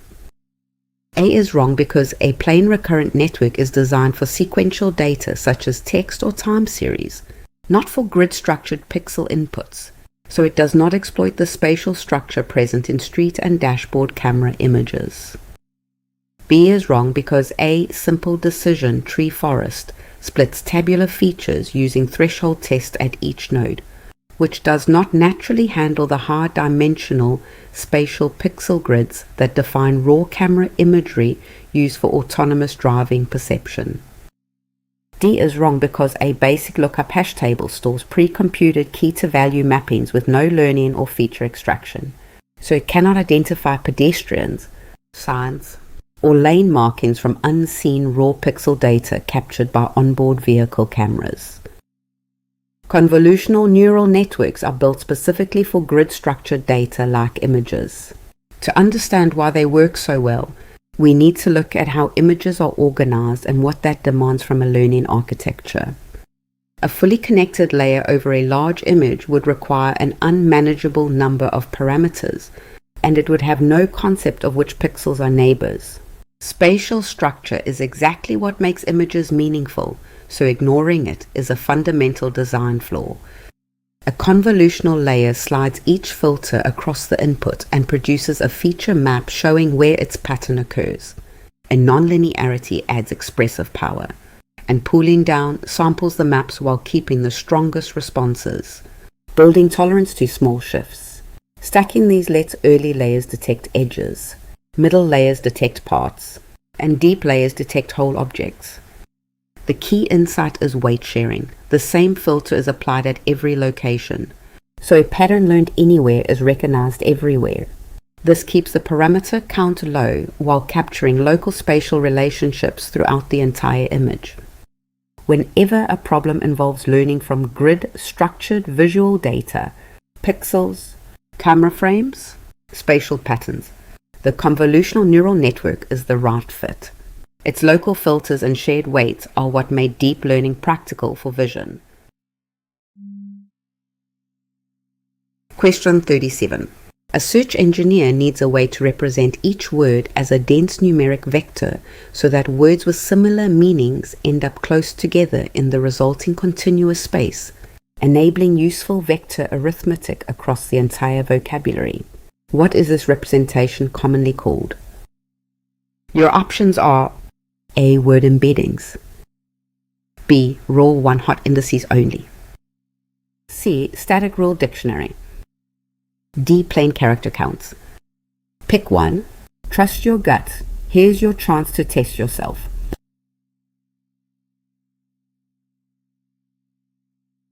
The correct answer is A. Word embeddings.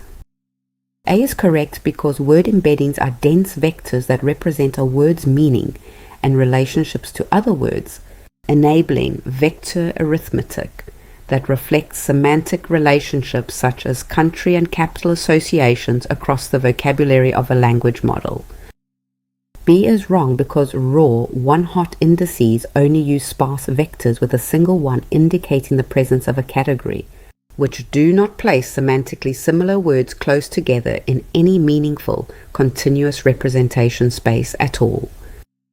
C is wrong because a static rule dictionary maps words to hand-authored meanings using fixed definitions, which does not give the continuous geometric structure needed for vector arithmetic that reflects nuanced semantic relationships across a large vocabulary.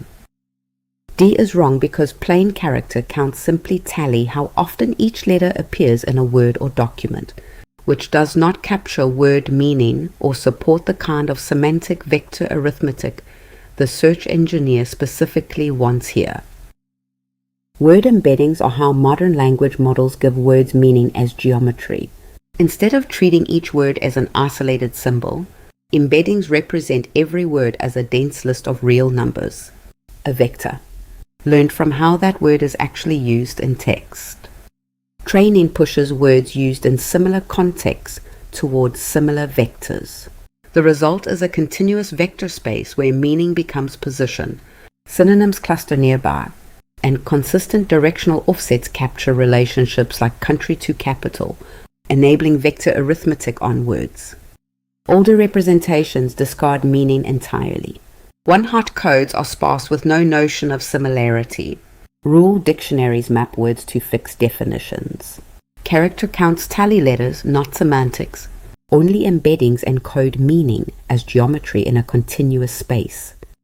The three hallmarks to recognize are dense vectors, similar words close together in the space, and support for vector arithmetic that expresses analogies. When a problem asks for meaning as geometry, word embeddings are the answer. Question 38. A translation team wants a model that processes the entire input sentence simultaneously rather than stepping through it one word at a time, weighting different parts of the input based on their importance for each output token being generated. Which architecture matches this design? Your options are A. Basic single layer perceptron, B. Old style rule translator, C. Sequential plane recurrent loop, D. Transformer architecture. Which would you go with? Lock it in before the reveal.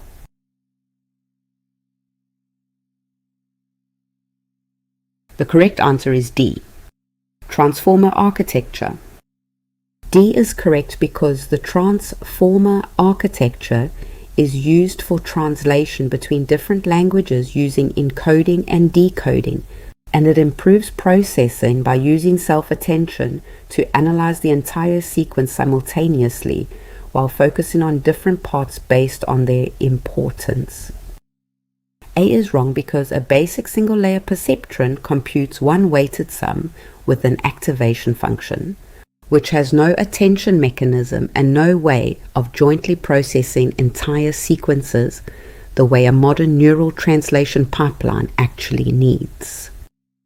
B is wrong because an old-style rule translator applies hand-coded grammatical rules to produce output words, which cannot capture the nuanced self-attention weighting over an entire input sentence that modern neural machine translation models rely on. C is wrong because asequential, plane recurrent loop processes words one at a time through hidden states, which contradicts the requirement to process the entire sentence simultaneously with weighted attention across every input position at once. The transformer architecture processes an entire input sequence at once, unlike earlier models that step through one element at a time. That parallel design powered by self-attention is its defining signature. Older recurrent models read input sequentially, which means they can't be parallelized, and information about early tokens must survive many intermediate steps before it can influence later ones, making long-range dependencies hard to capture. Self-attention converts each token into a query, a key, and a value. Every query is compared against all keys to produce relevance weights, and the output is a weighted blend of all values. So each token directly gathers information from every other token in a single step. Three properties define the transformer. It processes all positions in parallel. It weights each connection by learned relevance through attention. And it injects explicit position information so the model still understands sequence order despite having no step-by-step recurrence. When a scenario describes a model reading an entire sequence at once and weighing parts by importance for each output, that is the transformer. Self-attention, parallel processing, and learned relevance weighting are its unmistakable fingerprints. Question 39.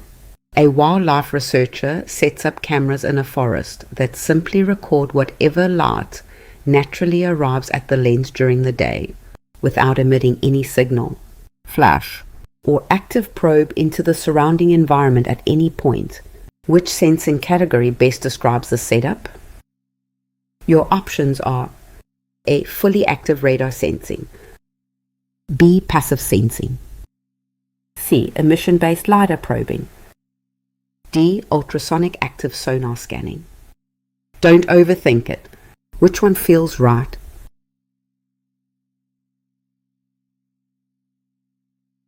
The correct answer is B.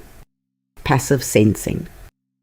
B is correct because passive sensing is a method of gathering information from the environment without emitting any signals, such as a camera capturing an image in daylight, which exactly matches the wildlife researchers described camera-only setup inside the forest. A is wrong because fully active radar sensing emits radio waves and measures the reflected signals to perceive the environment, which is the opposite of the described setup where the cameras only capture naturally arriving sunlight without emitting anything. C is wrong because emission-based LiDAR probing sends out laser pulses and measures their returns to build a depth map, which is an active sensing approach that does not match the camera-only passive recording method described in the scenario. D is wrong because ultrasonic active sonar scanning emits sound pulses and listens for their echoes to map surroundings, which is an active sensing technique rather than the passive daylight camera recording the researcher is actually using in the forest. Passive sensing is the method of perceiving the environment by receiving signals that already exist, without emitting any energy of your own. The defining feature is the complete absence of transmission. Active sensing, like radar, LiDAR, and ultrasonic sonar, transmits a signal and measures what bounces back. This gives control, but announces the sensor's presence, consumes power, and can interfere with other systems. Passive sensing avoids all of that by simply listening. A camera in daylight collects sunlight reflecting off objects. It adds no light of its own. A microphone records existing sound. A passive infrared detector senses heat already radiating from bodies. In every case, the energy originates in the environment, not in the sensor. When exam wording stresses that a device records what naturally arrives, with no flashing, pulsing, or probing, that is the passive sensing signature, look for phrases like no emitted signal, receives ambient energy, does not transmit, and listens rather than probes. The trade-off is dependence on whatever signals the environment supplies, no ability to illuminate a scene on demand. But whenever a scenario describes perception with zero emission, you are looking at passive sensing. Question 40. A small medical imaging team has only a few hundred labeled scans and wants to artificially expand the training set by applying rotations, flips, and scaling transformations to the existing images rather than collecting new ones. What is this common practice called in machine learning? Your options are A. Full data deletion, B. Complete feature removal, C. Dataset augmentation, D. Strict label smoothing only. Got a guess? Lock it in.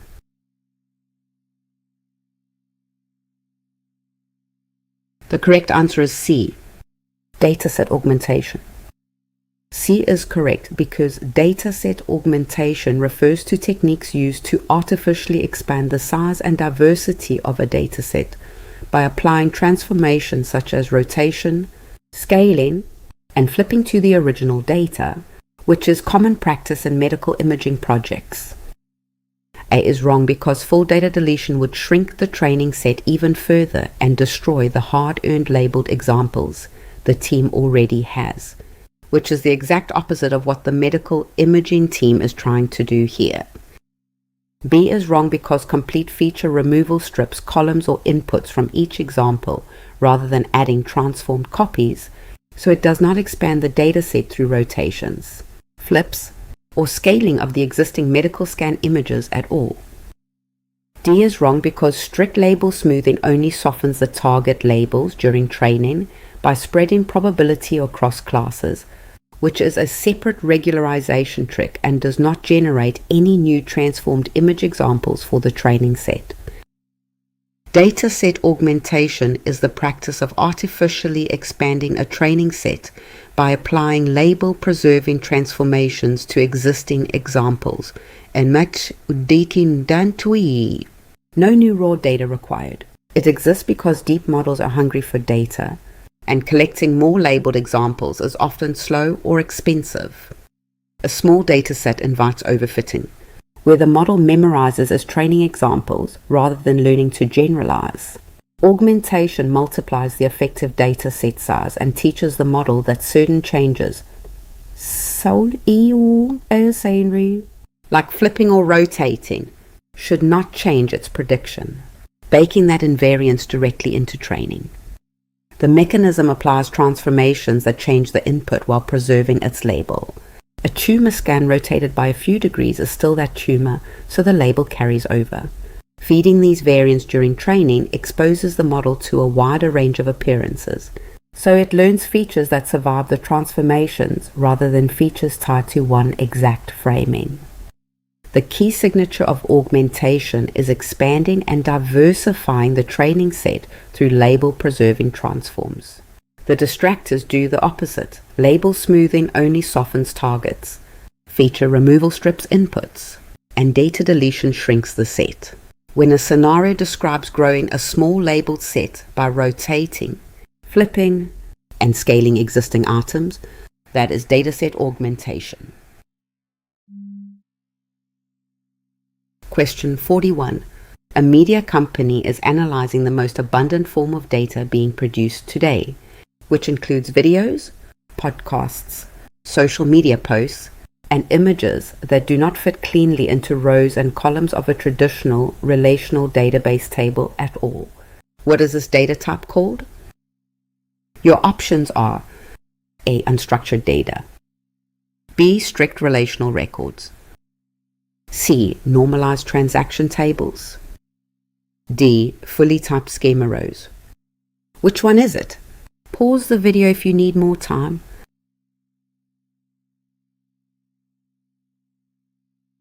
The correct answer is A. Unstructured data.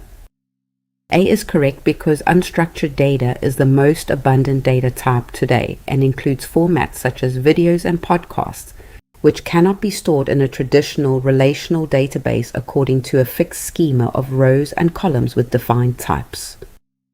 B is wrong because strict relational records live in tables with defined columns and data types inside a relational database, which does not describe free-form media such as videos, podcasts, and social media posts generated across the internet today. C is wrong because normalized transaction tables are structured records used in systems such as banking ledgers, where fields are carefully typed and related through keys, rather than the sprawling mix of media formats the question is describing. D is wrong because fully typed schema rows require predefined column types and constraints, which directly contradicts the nature of sprawling videos, podcasts, and social posts that arrive in countless formats and do not fit a rigid schema. Unstructured data is information that has no predefined schema, no fixed rows, columns, or typed fields. Understanding what makes data unstructured, how it's stored, and how it's made useful is the core of this concept. Images, video, audio, free text, social posts, and sensor streams are all unstructured. What they share is a complete absence of fixed columns or typed fields. Their meaning lives in pixels, waveforms, and language rather than in database cells. Structured data lives in relational tables with a predefined schema that enforces types and columns. Unstructured data arrives as raw content. Its meaning must be interpreted, not read off a column label. The defining trait is precisely that resistance to a tabular format. Because there is no schema to validate against, structure must be imposed after the fact. Computer vision extracts meaning from images. Natural language processing passes free text, and transcription converts audio into words. Analysis creates structure. It is never declared in advance. The exam signal is simple. When data arrives as media or free-form content that resists rows and columns, it is unstructured. The absence of a predefined schema is the one feature that defines this entire category. Question 42. A data analyst reviews a company data set and notices that the same customer's address is spelled one way in the billing system, formatted differently in the shipping system, and abbreviated in a third support tool. Which data quality dimension is being compromised in this situation? Your options are A. Completeness and nothing else. B. Pure data storage expense. C. Raw data latency metric. D. Consistency. Take a second. Which answer would you pick?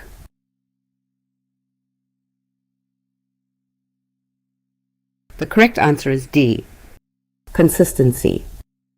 D is correct because consistency is the data quality dimension that captures whether the same information is represented the same way across multiple systems, which is exactly what is compromised when one customer's address appears differently across several internal tools. A is wrong because completeness concerns whether all required data is actually present and available for analysis, which is a separate issue from the same field being formatted differently across multiple systems that each hold the record.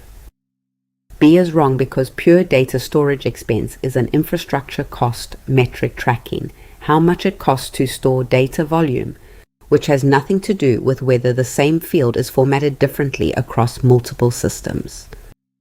C is wrong because a raw data latency metric measures how long it takes for data to become available after being generated, which is unrelated to whether the same information is represented differently across several independent source systems. Consistency is the data quality dimension that asks whether the same real-world fact is represented the same way wherever it appears, across systems, records, and time. It's specifically about agreement between copies of the same information. Imagine a customer's address living in 3 separate places: billing, shipping, and support. Consistency requires all 3 representations to agree. When they don't, the same fact contradicts itself across your organization.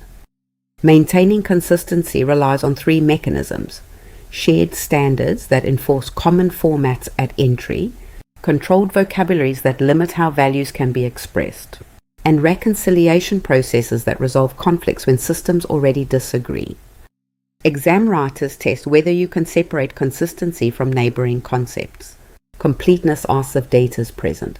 Accuracy asks if a single value is correct. Latency measures delay. Consistency uniquely asks whether the same fact reads identically across every place it appears. None of those other dimensions cover that. When a scenario describes one entity spelled, formatted, or abbreviated differently across several systems, with nothing missing and nothing provably wrong, that disagreement is exactly what consistency is designed to prevent. Question 43. An AI team compares 2 issues in a customer data set. Some rows have entirely missing values for the age field, while other rows show clearly wrong ages, such as negative numbers or impossibly high values like 200. How do these 2 data quality issues differ? Your options are A. Both are the exact same problem. B. Missing means incomplete. Wrong means inaccurate. C. Both are synonyms for data bias. D, neither affects model training outcomes. Before I reveal it, which one do you think is right?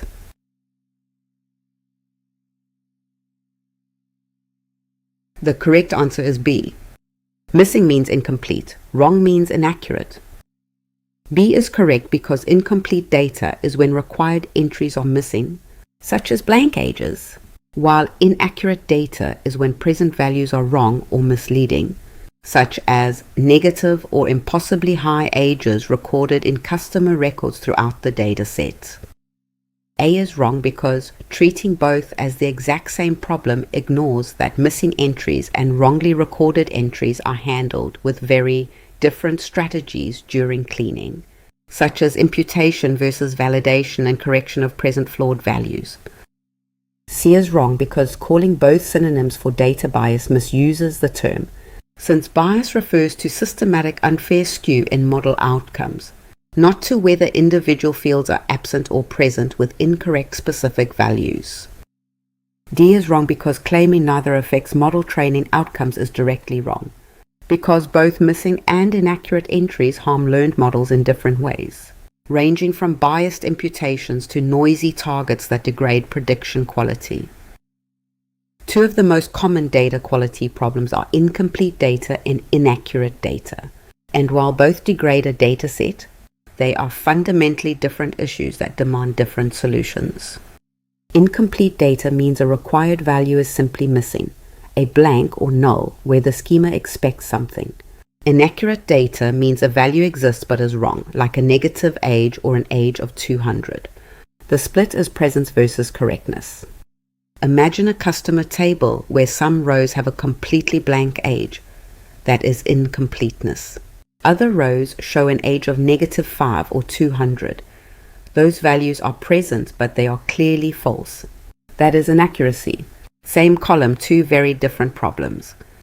Missing values are fixed by deciding what to do with the gap, dropping the record, imputing an estimate, or flagging it.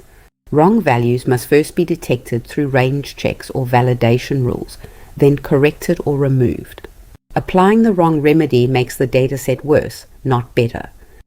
The exam tests exactly this pairing. Blank entries map to incompleteness. Present but impossible entries map to inaccuracy. Neither is the same as bias, and collapsing them into one category ignores that imputation and validation are completely different cleaning strategies. Question 44. A big data instructor walks through the classic V words used to describe big data and asks which term specifically refers to the quality, trustworthiness, or utility of the data rather than how much of it there is or how fast it arrives. Which term fits? Your options are A. Pure volume alone, B. Raw velocity only, C. Veracity, D. Static variety. What's your answer? Commit to one before I continue.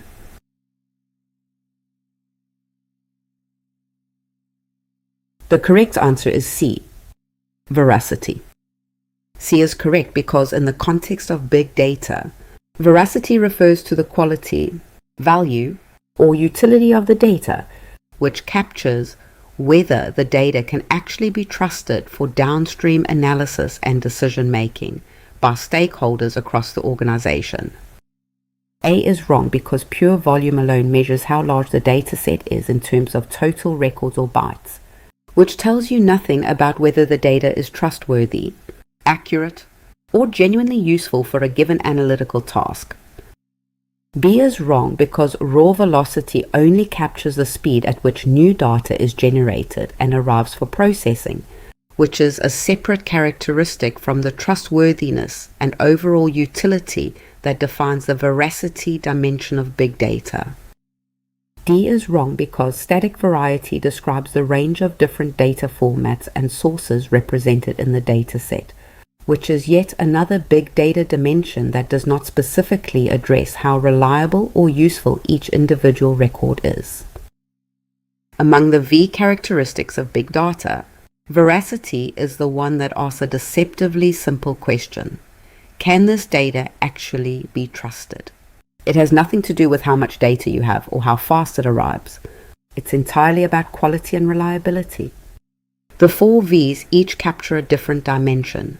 Volume is about scale, velocity is about arrival rate, and variety covers the range of formats and sources. Veracity stands apart as the only one that asks whether the data is dependable enough to act on. Veracity is degraded by measurement error, inconsistency across sources, bias in collection, and deliberate falsification.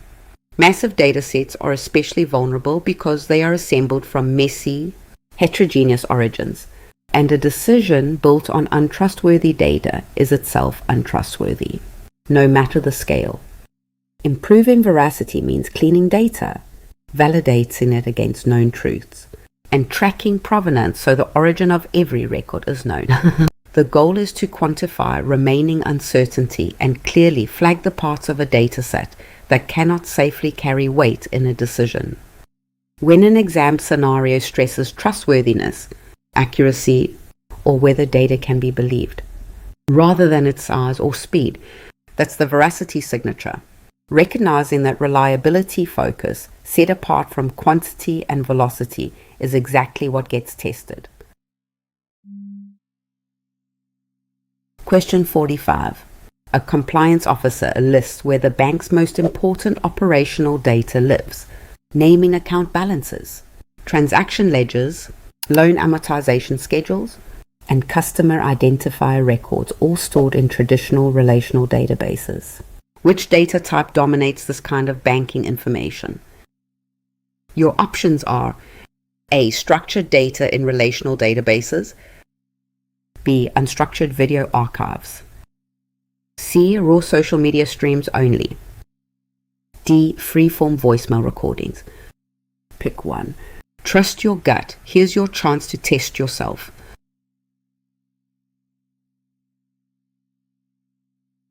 The correct answer is A. Structured data in relational databases. A is correct because structured data in relational databases is the dominant data type used in the banking industry, where account balances, transaction ledgers, and customer records are stored in well-defined tables with type columns and enforced keys to maintain integrity. B is wrong because unstructured video archives may exist in some parts of a bank, such as security camera feeds, but they are not the dominant data type behind account balances, transaction ledgers, or loan amortization schedules stored in core systems. C is wrong because raw social media streams only are a marketing and sentiment source at best, and they do not serve as the primary store for core banking operations such as balances, transactions, and loan records maintained internally. D is wrong because freeform voicemail recordings may appear in customer support workflows occasionally, but they are not the format used to hold the structured operational records that drive account balances, transactions, and loan amortization schedules. Structured data is information organized into a predefined schema of typed rows and columns, the foundation of relational databases. Understanding what makes data structured is what gets tested. So let's build that picture from the ground up. Each table has a fixed schema declared before any data is loaded. Primary keys uniquely identify every record, and foreign keys connect related tables. So an account balance row is always linked to the right customer row. The rigid schema delivers 3 powerful guarantees. Defined types and constraints keep records valid. Keys enforce relationships between tables. And a query language retrieves and joins records with speed and precision. For financial and transactional systems where every record must be exact and auditable, this discipline is exactly what is needed. The exam tests whether you can recognize the structured signature. Account balances and transaction ledgers in relational databases are structured. Fixed schema, typed columns, enforced keys, video archives, and voicemail recordings carry no tabular schema at all, making them unstructured. Whenever a scenario describes rows and columns, relational databases, or predefined typed fields, especially for operational and financial records, that is the structured data signature. Fixed schema, enforced relationships, and reliable retrieval are what set it apart. Question 46. An analyst has a data set where one feature spans small values and another spans huge values. She wants every feature to have a mean of 0 and a consistent spread, so no single feature dominates the model during training. Which pre-processing technique should she apply? Your options are: A. Drop all numeric features. B. Keep raw values untouched. C. Apply categorical one-hot encoding. D. Standardization via Z-score. Which would you go with? Lock it in before the reveal.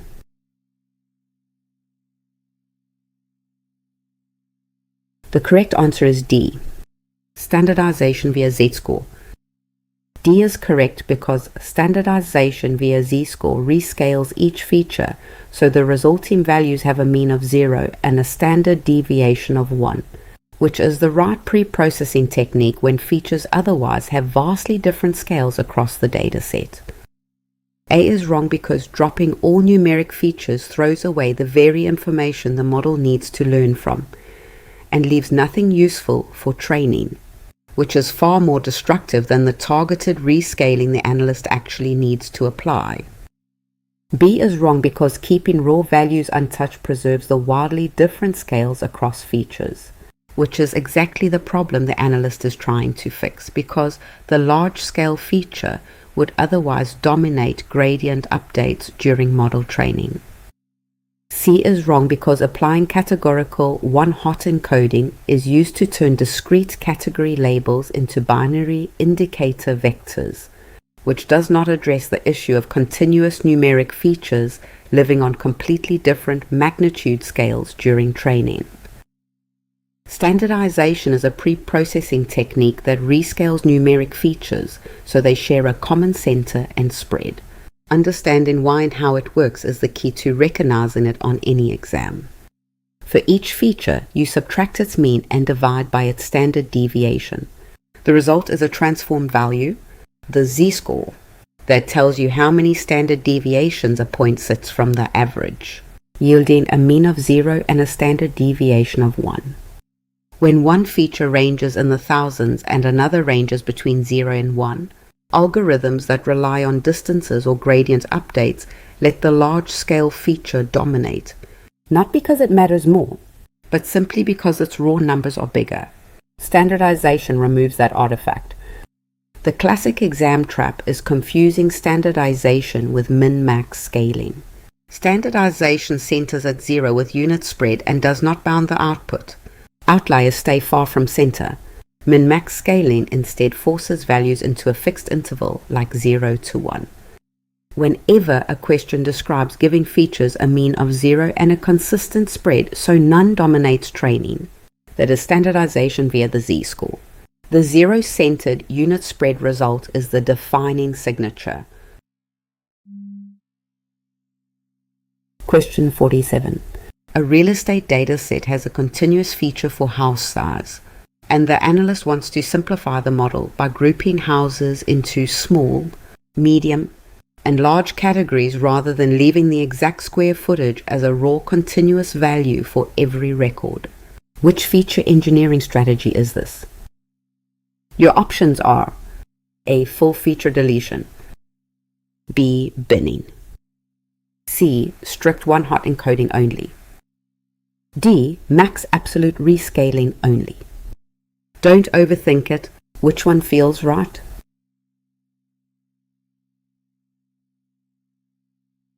The correct answer is B. Binning. B is correct because binning is a feature engineering technique that groups continuous values into discrete categories such as small, medium, and large, which simplifies the representation of house size and matches the analyst's stated modeling goal directly. A is wrong because full feature deletion would remove the house size information entirely from the data set, but the analyst explicitly wants to keep the signal in a simplified form rather than discard it from the model's training inputs entirely. C is wrong because strict one-hot encoding only is used when a feature is already categorical and needs binary indicator columns. But applying it directly to a raw continuous variable without first bucketing, it does not produce the desired categories. D is wrong because max absolute rescaling only divides numeric features by their maximum absolute value to squash them into a bounded range, which does not create meaningful discrete categories such as small, medium, and large for house sizes. Binning is a feature engineering technique that takes a continuous numeric variable and converts it into discrete categories. Instead of working with exact values, you carve the full range into named buckets. Cut points are placed along the feature's range, and every value is replaced by the label of the bin it lands in.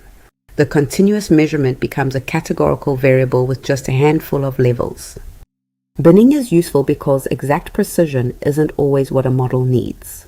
It reduces noise, lets each range carry its own effect to expose nonlinear relationships, and makes features easier to interpret it, like turning a precise age into a life stage band.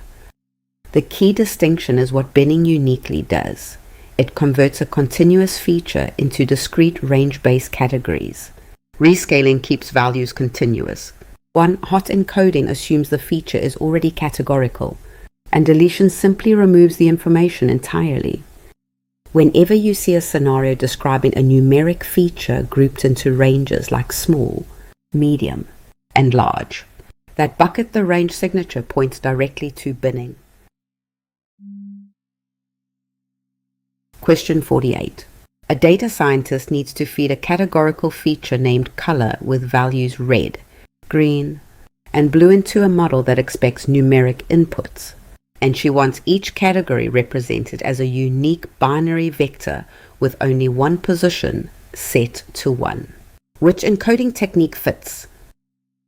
Your options are A. Raw ordinal label assignment, B. Plain z-score standardization, C. One-hot encoding, D. Continuous binning only.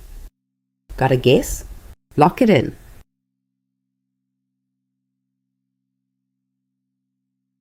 The correct answer is C. One-hot encoding.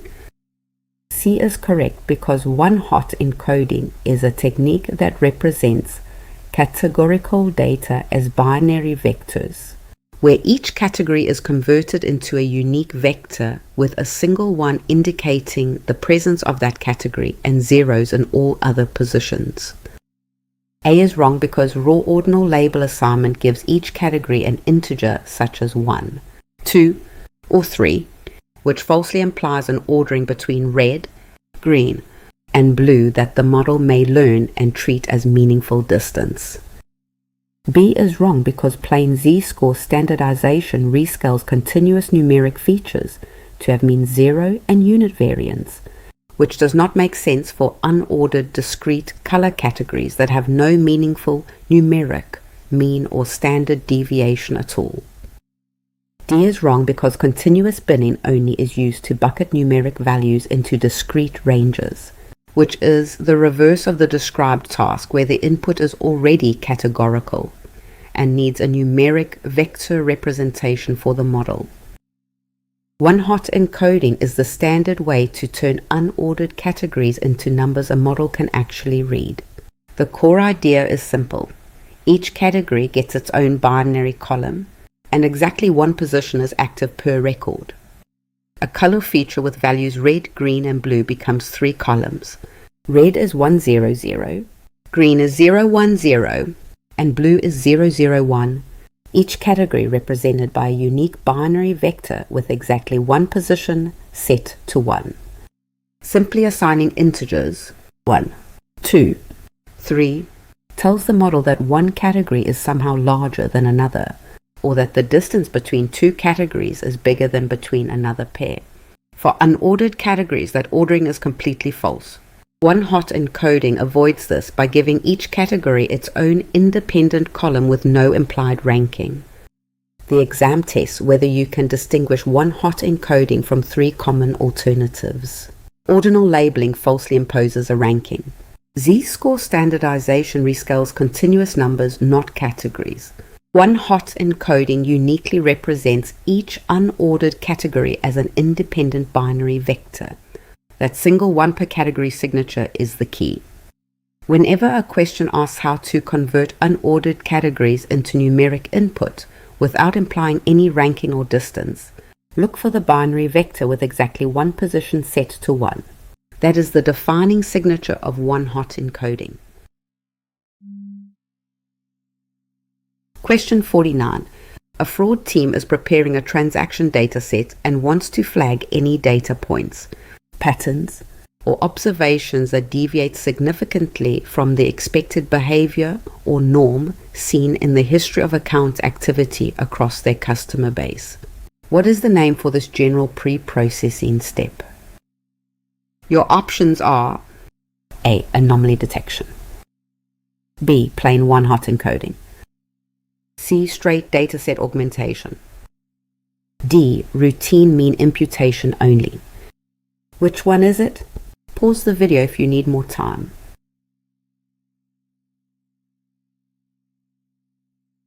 The correct answer is A. Anomaly detection. A is correct because anomaly detection is the process of identifying data points, patterns, or observations that deviate significantly from the expected behavior or norm within a dataset, which is exactly what the fraud team is trying to do for their transaction records. B is wrong because plain one hot encoding converts categorical variables into binary indicator vectors for model consumption, which has nothing to do with spotting unusual patterns or observations that stand out sharply from expected transaction behavior histories.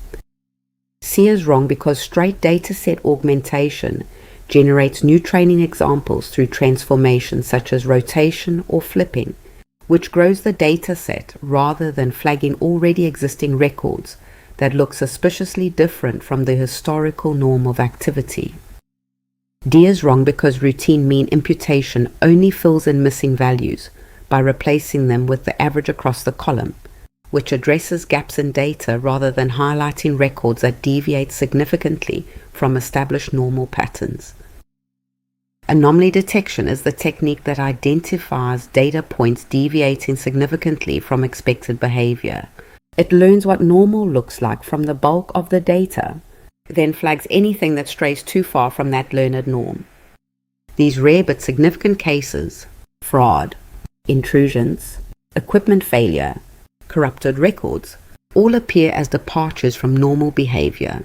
Because they are rare by nature, they hide in the mass of ordinary data, and anomaly detection exists to pull them out of the noise.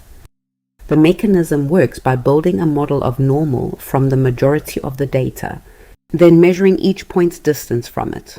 Points that fall far outside the normal region receive a high anomaly score and are flagged as outliers. The key distinction is that anomaly detection uniquely flags points departing from the norm. Encoding, augmentation, and imputation all reshape or complete data. None of them identifies deviations. When a scenario describes surfacing observations that differ sharply from typical behavior, anomaly detection is the answer. Whenever you see language about flagging outliers, unusual patterns, or observations that stand out from expected behavior, that is the signature of anomaly detection. Not transformation, not completion, but singling out the deviant points. Question 50. A data scientist wants to rescale every feature in her dataset so that each one fits within the same bounded interval, such as 0 to 1, bringing all features onto a shared common range before training a distance-based model. Which common pre-processing technique achieves this bounded rescaling? Your options are A. Plain mean imputation only, B. Continuous binning strategy, C. Drop all numeric columns, D. Min-max scaling. Take a second. Which answer would you pick?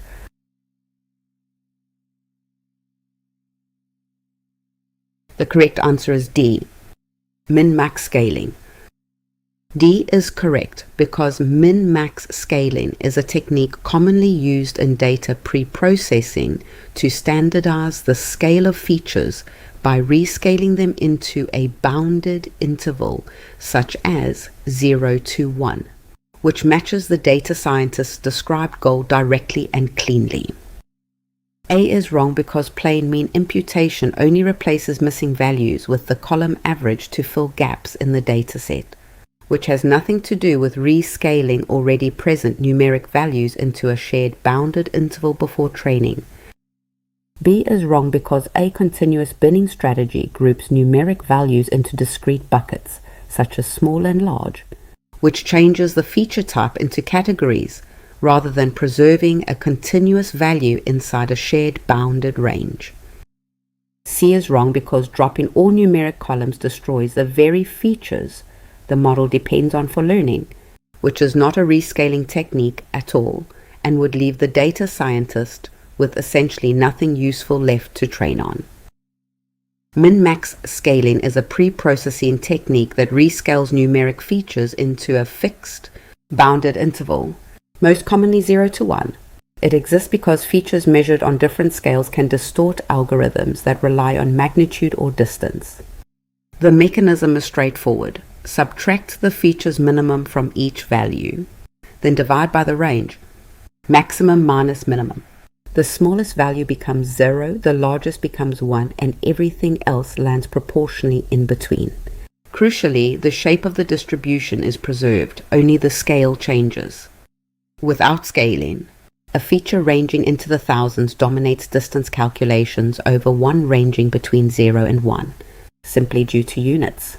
Min-max scaling gives every feature an equal range, so no single feature dominates, and distances between points reflect all features fairly. The key exam distinction is between min-max scaling and standardization. Min-max forces every value into a fixed bounded interval. It does not aim for a mean of 0.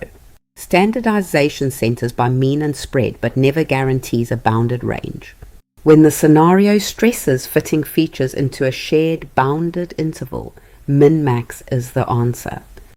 Whenever you see signal words like bounded interval, rescale to 0 and 1, or common range across features that points to min-max scaling, remember its defining outcome is confinement of every feature to a known fixed range. You have reached the end of our first question set. For the free complete exam preparation, visit our website link in the description, where you find thousands more practice questions and comprehensive study guides. Thanks for studying with us today. See you in the next video.